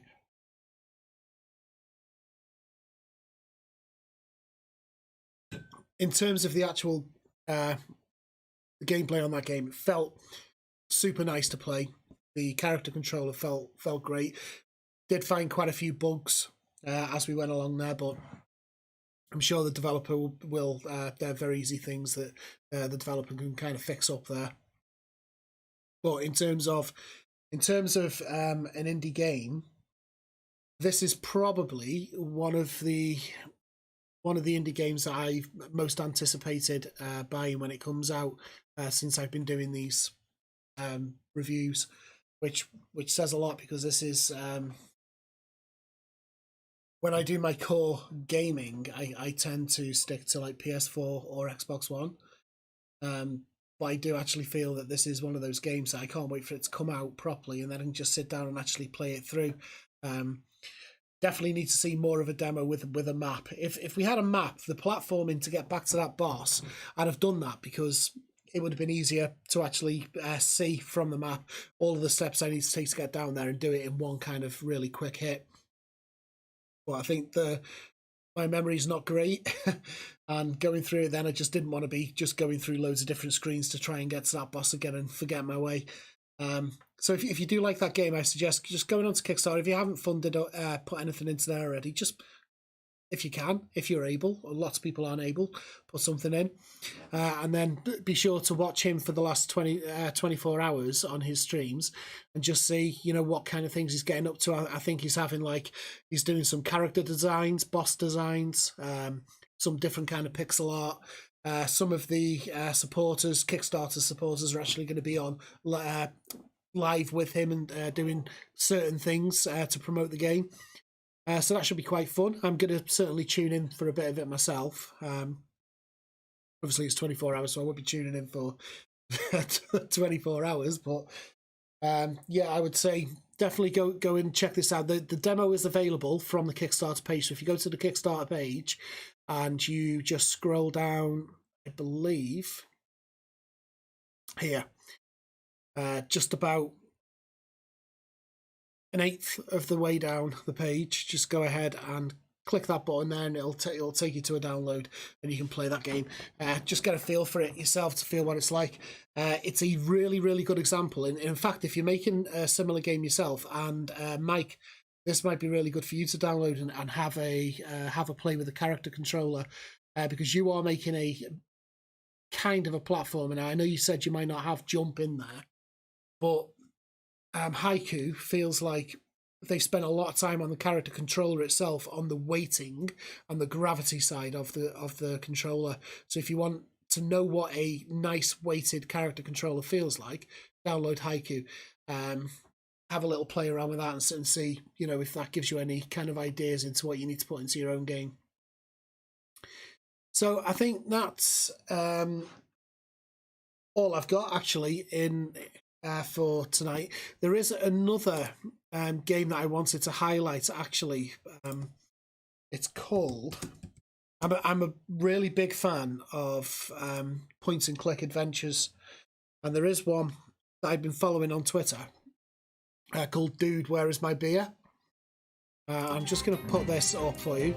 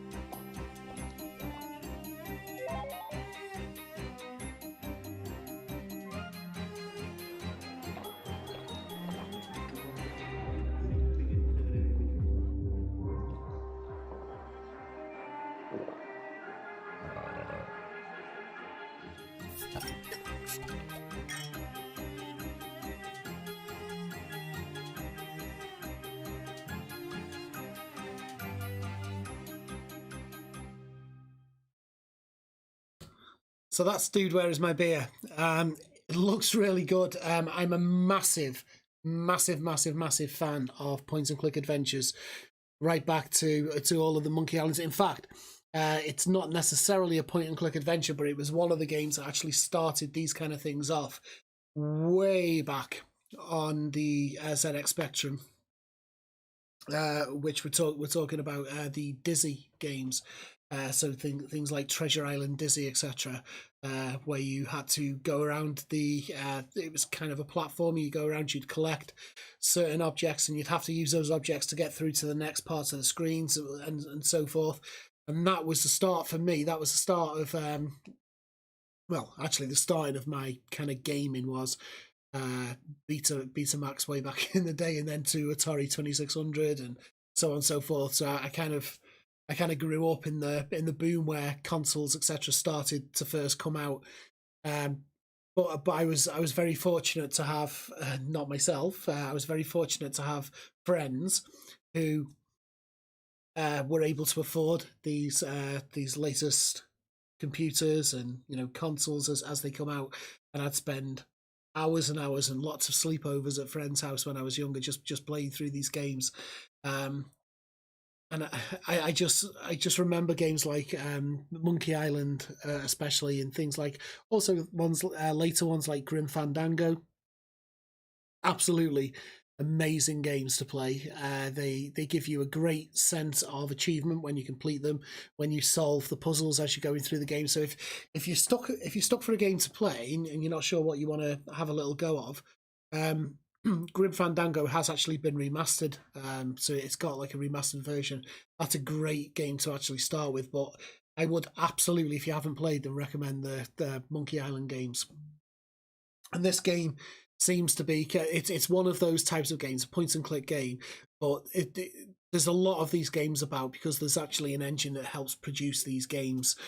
So there's lots of them about, but very few of them get my attention to the point where I actually want to play them, because these games, they have to be slightly humorous and they have to have a good kind of backstory to them. And I think this one does. I think it's fantastic, the idea around it and just the way that you're trying to find the right beer. It's right up my alley. I'm really looking forward to playing this game. Peggy, you say you have the game and you get stuck every time in Grim Fandango. Yeah. It's one of those games, but you know what? Those types of games, so when you actually solve the puzzles in them and you get to the next stage, it's a great sense of achievement. It's like you've worked hard. I mean, it's so easy with the internet now as well to just kind of go on and get a walkthrough for it. But back then, when I played these games like the first time, especially things like Treasure Island, Dizzy, games like that, the internet wasn't kind of readily available to just kind of jump on and find. And even if you did have internet to jump on and to the internet, you still wouldn't be able to find anybody at all that would have done any kind of walkthrough for the game or even a tip for completing the game. It just wouldn't have been there. So you had to kind of solve them yourself back then, which I miss now because it's so easy to just search on Google for a solution to a puzzle you're having. I don't do that. I prefer to just kind of sit there and get through the puzzle myself, because you don't get the sense of achievement if you cheat. So yeah, this game is definitely on my wish list on my wish list for sure. And if there's any more games that people know like this that have got a really good humorous story associated with them, let me know. Please do. It looks like my camera has just frozen. Give me 1 second.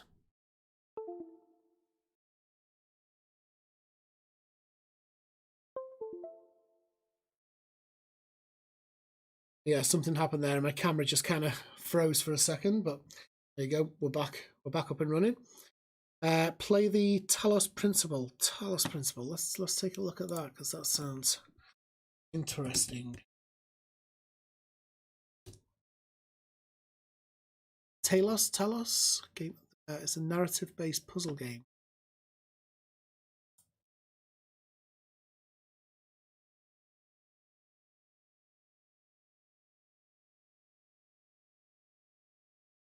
On your recommendation, I shall watch this video. Will you love us for having created you? Will the world you build be like ours, or so different that today we cannot even imagine it?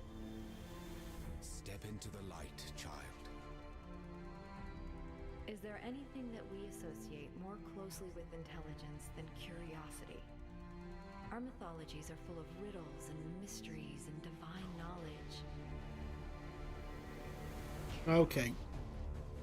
My child, you may go freely to all the worlds of my garden. But if the tower tempts you, be wise. Do not let yourself be misled by doubt. For it shall bring death and the end of your generations.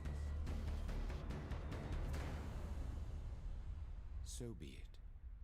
All right. Let your will be done. Don't know how it knew my name, but that actually looks really good. Artificial intelligence has been I think that's actually a good thing that we could do on the stream at the end of these Let's Play and reviews, is that ask you guys to let me know of any games that I may have missed, because what I try to do is go through the likes of Twitter and itch.io, and I do some other searches as well, and I just try to find some games that interest me. Now I've got a list that I curate every now and then, and I just start adding things into it, but it's nice to have more on my radar that I'm able to actually start pulling into begin to start pulling into these reviews. So if you've got any more suggestions for any games that you've seen from indie developers or even full games that you think would be good for me to have a play with on stream, then please do let me know. I think I'll advertise that as a thing that we'll do at the end. Becky says, I get the free games on Unreal, and some of them, well, should have just stayed there. Well, yeah, you're right there. So if we go there, actually, every Thursday, and I'm not sure if any of you watching actually know this except for Peggy, on the Epic Game Store, every Thursday they have several games free of charge. So this week we have Abzu and we have Rising Storm 2 Vietnam. Next week we have Amnesia and Kingdom New Land. So I'm actually haven't downloaded these ones yet, so I'm going to go ahead and download these. But yeah, I download these every week as well. The funny thing is, I've downloaded so many of these free games from Epic Games, and there's usually quite a few really good ones as well. Like, I think we had Watch Dogs 2 a couple of weeks ago as well. And we've had all the Batman Arkham Knight series and stuff as well. We've had those in the past. I've already finished all of those games on Xbox, so I haven't played them yet on PC. The funny thing is, I've been downloading these games now from Epic Game Store for a long time. And I think I'm at the point now where I've gotten so many games from here. I've never played a single one. And I think one of the reasons for that is that I like to play games that are hooked into other mechanics, such as the achievement systems and the trophy system on PS. So I like to have something else to work towards other than just completing a game, because what I tend to find is that when you've got things like achievements that are included in the game that you've got to earn, they tend to push you around into different parts of the game that you wouldn't otherwise explore. And as a result, you end up doing like loads of side missions and all that kind of thing, and you get more for your money from a game that gets you doing things like that. and I tend to appreciate the game more once I finished it because it's had all these extra challenges for me to do. So now, but the thing is now I'm so engrossed in that system, in that achievement trophy hunting system, that when a game is released that hasn't actually got those included, it kind of feels like a waste of my time playing it. And I know that sounds really, really funny, but there's way less chance of me playing one of those games than there is playing a game on Steam, because you get the achievements, on Xbox or PlayStation because you get the achievements and the trophies. It's very strange, I know, but that's kind of the way my mind works now, and the way that we've been spoiled with things like achievements and trophies in the past. Esther says you got issue with the Xbox controller on Epic for a month. Yeah, as I say, I've not played any of the games on it yet, so I can't actually say. I'm just trying to find where I can see my library of games to see what's been in the past. I'm loading up the app right now. So this is the library of the games that I've managed to get for free off Epic Games since I've been doing it. So Esther says Arkham Knight is a nasty achievement at the end. You can't end the game without 100% on the riddle. Yeah, I haven't 100%ed that game actually.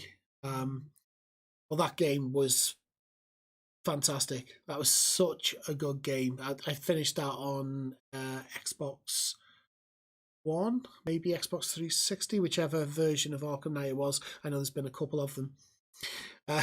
So Peggy, yeah, these are the games. So I'm just going to scroll up this list, and these are the games that I've actually downloaded for free from Epic Games and I've never played. I'm just going to keep scrolling.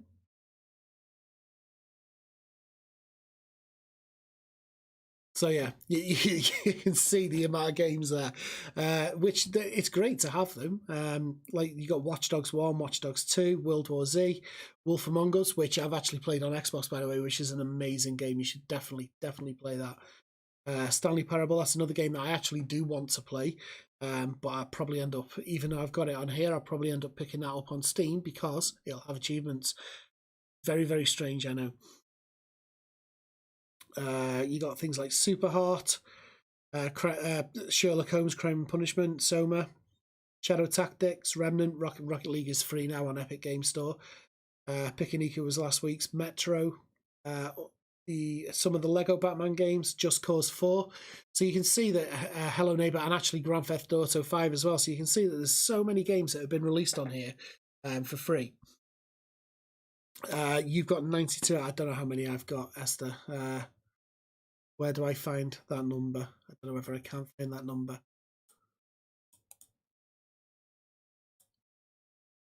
Yeah, I don't know if there's a number there for me to say. Oh, I've got Talos Principle, have I?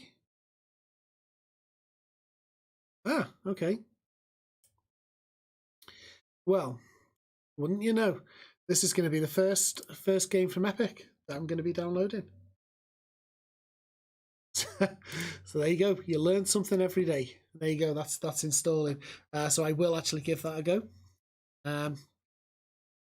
There is lots of games here that are great games, but if I can pick it up on Steam or somewhere else where I can actually earn achievements or trophies for it, I don't know why. It seems really stupid, but it gives me something extra to play for and actually makes me enjoy the game more. And I think Epic Games needs to have some form of that mechanic within their store. I'm not sure if they do actually. They might actually have something like that. If they have, and someone wants to let me know if they have got some kind of achievements or trophies mechanism, let me know. Peggy, you'll send me gold stars, will I? Not quite the same. Not quite the same. You can send me gold stars if you want. I will take them and I'll print them out and put them on my wall. But it's not quite the same as having an achievement. I don't know why, but Esther, yeah, you say the same. You'd rather pick her up on Steam. Yeah, I don't know. I don't know why. I think I'm that engrossed in the system right now See, when the new consoles were announced for Xbox One, Series X, and PlayStation 5, I was torn on which one I was going to pick up, but in the end, I chose Xbox Series X because I've had that since way back in the day, and I think I've got like 14, nearly 15 years worth of achievement hunting on that console or on the series of Xbox. So changing from that and going solely onto PlayStation just didn't seem like the right thing for me to do. I didn't feel like I could actually do that. But that being said, the most fun I've had playing games on a console is actually on the PlayStation 4. God of War, I actually 100%ed that game. That is, got the platinum trophy on that. It was the best game by far I've ever played. Is God of War. The more recent one on PlayStation 4, fantastic game. And another really fantastic game, which is probably second actually, and that's a PlayStation game as well, and that's Horizon Zero Dawn. If you haven't played those two games, I would recommend buying a PlayStation 4 just for those two games, and Spider-Man as well. Actually, Spider-Man was again phenomenal. Those three games and a PlayStation 4, you're gonna play three of the best games and the best story-driven games that you're likely to play. They are absolutely phenomenal. Whereas on the Xbox, there's lots of really good games and lots of great games, but in terms of story, Sony nail it. They absolutely nail it. And this is why they get these big exclusive games, because they believe in single player. Like Xbox tries to, or Microsoft tries to, sometimes promote way too many multiplayer games, and people like myself like to sit down and play a full story driven game such as God of War, Horizon Zero Dawn, or Spider-Man, and so Sony put a lot of time and effort into making these stories fantastic, and it keeps you engrossed for the entire time you play the game.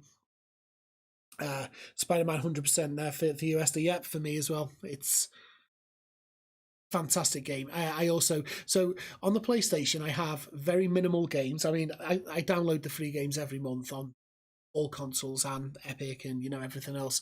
But on the Xbox, I've probably 100%ed over my time gaming on it, probably 20 to 30 games, but most of those have been just achievement hunting to get to max out those achievements. Whereas on the PlayStation, I've only probably got 20 games. I've got about 500 games on my Xbox. I've probably only got about 20 games on PlayStation, and out of those, 3 of them are the best games I've ever played. So that says a lot for a console, or a lot for a studio such as Sony Computers Entertainment Europe. The quality they put out that makes you want to play those games from beginning to end. So yeah, it was a bit bittersweet that I stuck with the Xbox because of all of the history that I've got on it.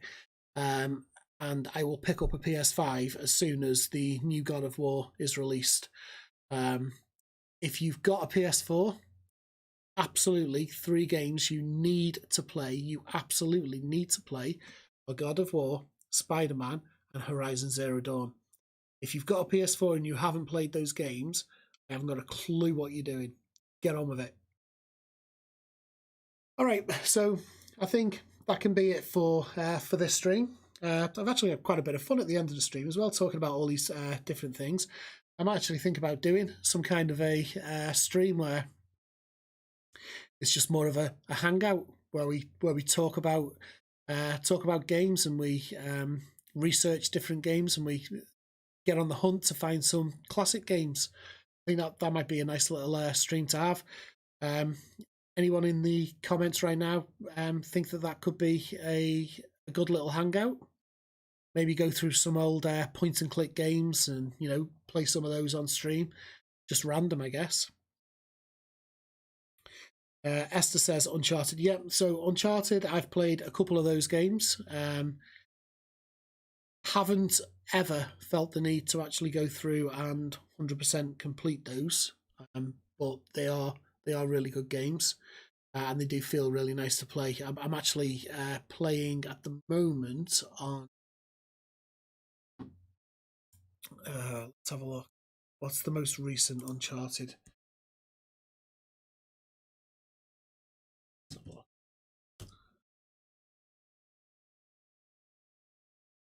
Yeah, because I think Peggy and Esther saying that Hangout stream would be cool. Yeah, I think it would. I mean, these are really good to have, like the indie game spotlights and all that kind of thing. But you know, sometimes just want to hang out. You know, we might have a couple hours just to play some games and stuff, and why not? Why not just have a little hangout, nothing planned, and just take it as it comes, and you know, play some games, and you might find some gems on the way. This is what I love about music. I love. I've got a very diverse music taste. I absolutely love hip hop. I absolutely love EDM. And I'm also I grew up in the 90s. I'm also an old hardcore raver. So all of the old happy hardcore and bouncy techno and all that kind of stuff, I'm very, very much into that still as well. So anything that's got a really good beat to it. I know I'm 43 years old, but I absolutely love that stuff. Hip hop is my go-to. I listen to hip hop every single day, all day. That's pretty much what I listen to in my studio all day. It's on Spotify. It just continues to play. But yeah, the dance side of things, I've got quite a few podcasts that I listen to, like Hardwell, that I'll just listen to every week as well when a new episode comes out. But yeah, it's that's what I love about the, like gaming and music and all that. It's all circumstantial. It's all and it's all, if you like one kind of thing, just because somebody else doesn't like it, you're still going to love it. You know, that's what I love about this. So let's have a look. We've got, trying to look at what my most recent game, the Uncharted game that I was playing was, because I can't remember the name of it. And you're actually going to see my trophies here as well. You'll see that I haven't got many games. Yeah, so there you go. Uncharted 4, A Thief's End. That's the most recent one that I've been playing. I've also tried to play God of War 3 Remastered, but it just hasn't got the feel of God of War. So you can see here, God of War, 100% trophy, platinum trophy. Horizon Zero Dawn, I have got the platinum trophy, but it's 94% because it's got the DLC as well. I haven't got all of the stuff in the DLC, but I have got the platinum trophy for the game. And yeah, so at Spider-Man, I haven't actually got the trophy for. Now, actually what happened here was I was playing it and then my son cottoned onto it, and then he began playing on a new save himself. And he actually 100%ed it on his save, but I never actually went back in to do it. So I've got the DLC for that as well that I still need to play through. So I'm 95% through the actual campaign itself. So I'm close to getting the platinum on that. But I also have to do this DLC, and my son's actually done the DLC 100% as well. Yeah, so a bit of useless information there. But yeah, you can see I haven't got many games on PlayStation at all, but the games that I have got and I have played through have been phenomenal games. So if you like single player games and you were thinking about what console you were going to get next, well, actually, I wouldn't say PlayStation right now, because the like God of War isn't out on launch. But then Xbox hasn't really got a lot out on launch either. So, and the console launches are always the same. They have a couple of games that they announce that are going to be released that are supposed to tide you over until the real next gen games come along, which is usually quite a while. And I think even with Xbox now, Halo's even been delayed as well. So yeah, not much to look forward to on the new one. So there is a new Spider-Man game on PS5. Miles Morales, but again, that's not really a full featured game or campaign, so I don't know. I'm still on the fence with what I would if I hadn't had the history of Xbox and I just was starting from level peg here and I had Xbox Series X or PlayStation 5 to choose from. I'm not sure which one I'd choose. But anyway, that's besides the point. Let's we can stop this stream now, I think, and we'll look forward to next week. And I'm actually going to look to setting up just a general hangout stream coming up. So if you've got any ideas for some games that you think I should play on stream, what I might do is give like a time limit to, we'll just play like a game for 15-20 minutes at a time or something and just see how that goes. So if you've got any suggestions for those games to play on stream, let me know on Twitter or in the comments here, and then we'll arrange a hangout stream. We'll go into it and we'll start playing through some of those games and just talk about them, just have a bit of a hangout. Okay, so thanks everyone for tuning in. I will see you again next Thursday for another set of 3 indie games with some promo and stuff at the end of it. Meanwhile, if you've got any suggestions for some indie games that you've seen on Twitter, etc. yourself that I may not have picked up yet, let me know on Twitter or in the comments, and I'll go ahead and see about picking those up for a future stream. And if you are watching this video back or you're watching it live on the stream and you haven't subscribed to me yet, then I would really appreciate you just hitting that subscribe and the bell. May not seem like it's worth much, but it actually means a lot to me. It helps me keep doing these streams. And I currently have, I think it's something like 60% of people who watch my videos are not subscribed. So that's quite a large portion of the of my views that are from people that don't hit the subscribe button, and it does help YouTube pick up the algorithms and promote my channel a bit more, and help me grow in that way. So yeah, if you're watching it and you're not subscribed, I hope I've earned your subscription. And on the same note, if you feel like you don't want to subscribe because you don't feel like I've earned your subscription, I don't want you to subscribe either. I only want people to subscribe to me if they actually want to watch what I'm putting out, because that's important to me as well. I don't want subscribers just for the sake of having subscribers. I want you to actually want to watch what I'm putting out. So yeah, if I've earned it, please go ahead, hit subscribe and hit the bell to be notified of all my up and coming videos. Thanks very much, guys. I'll see you next week.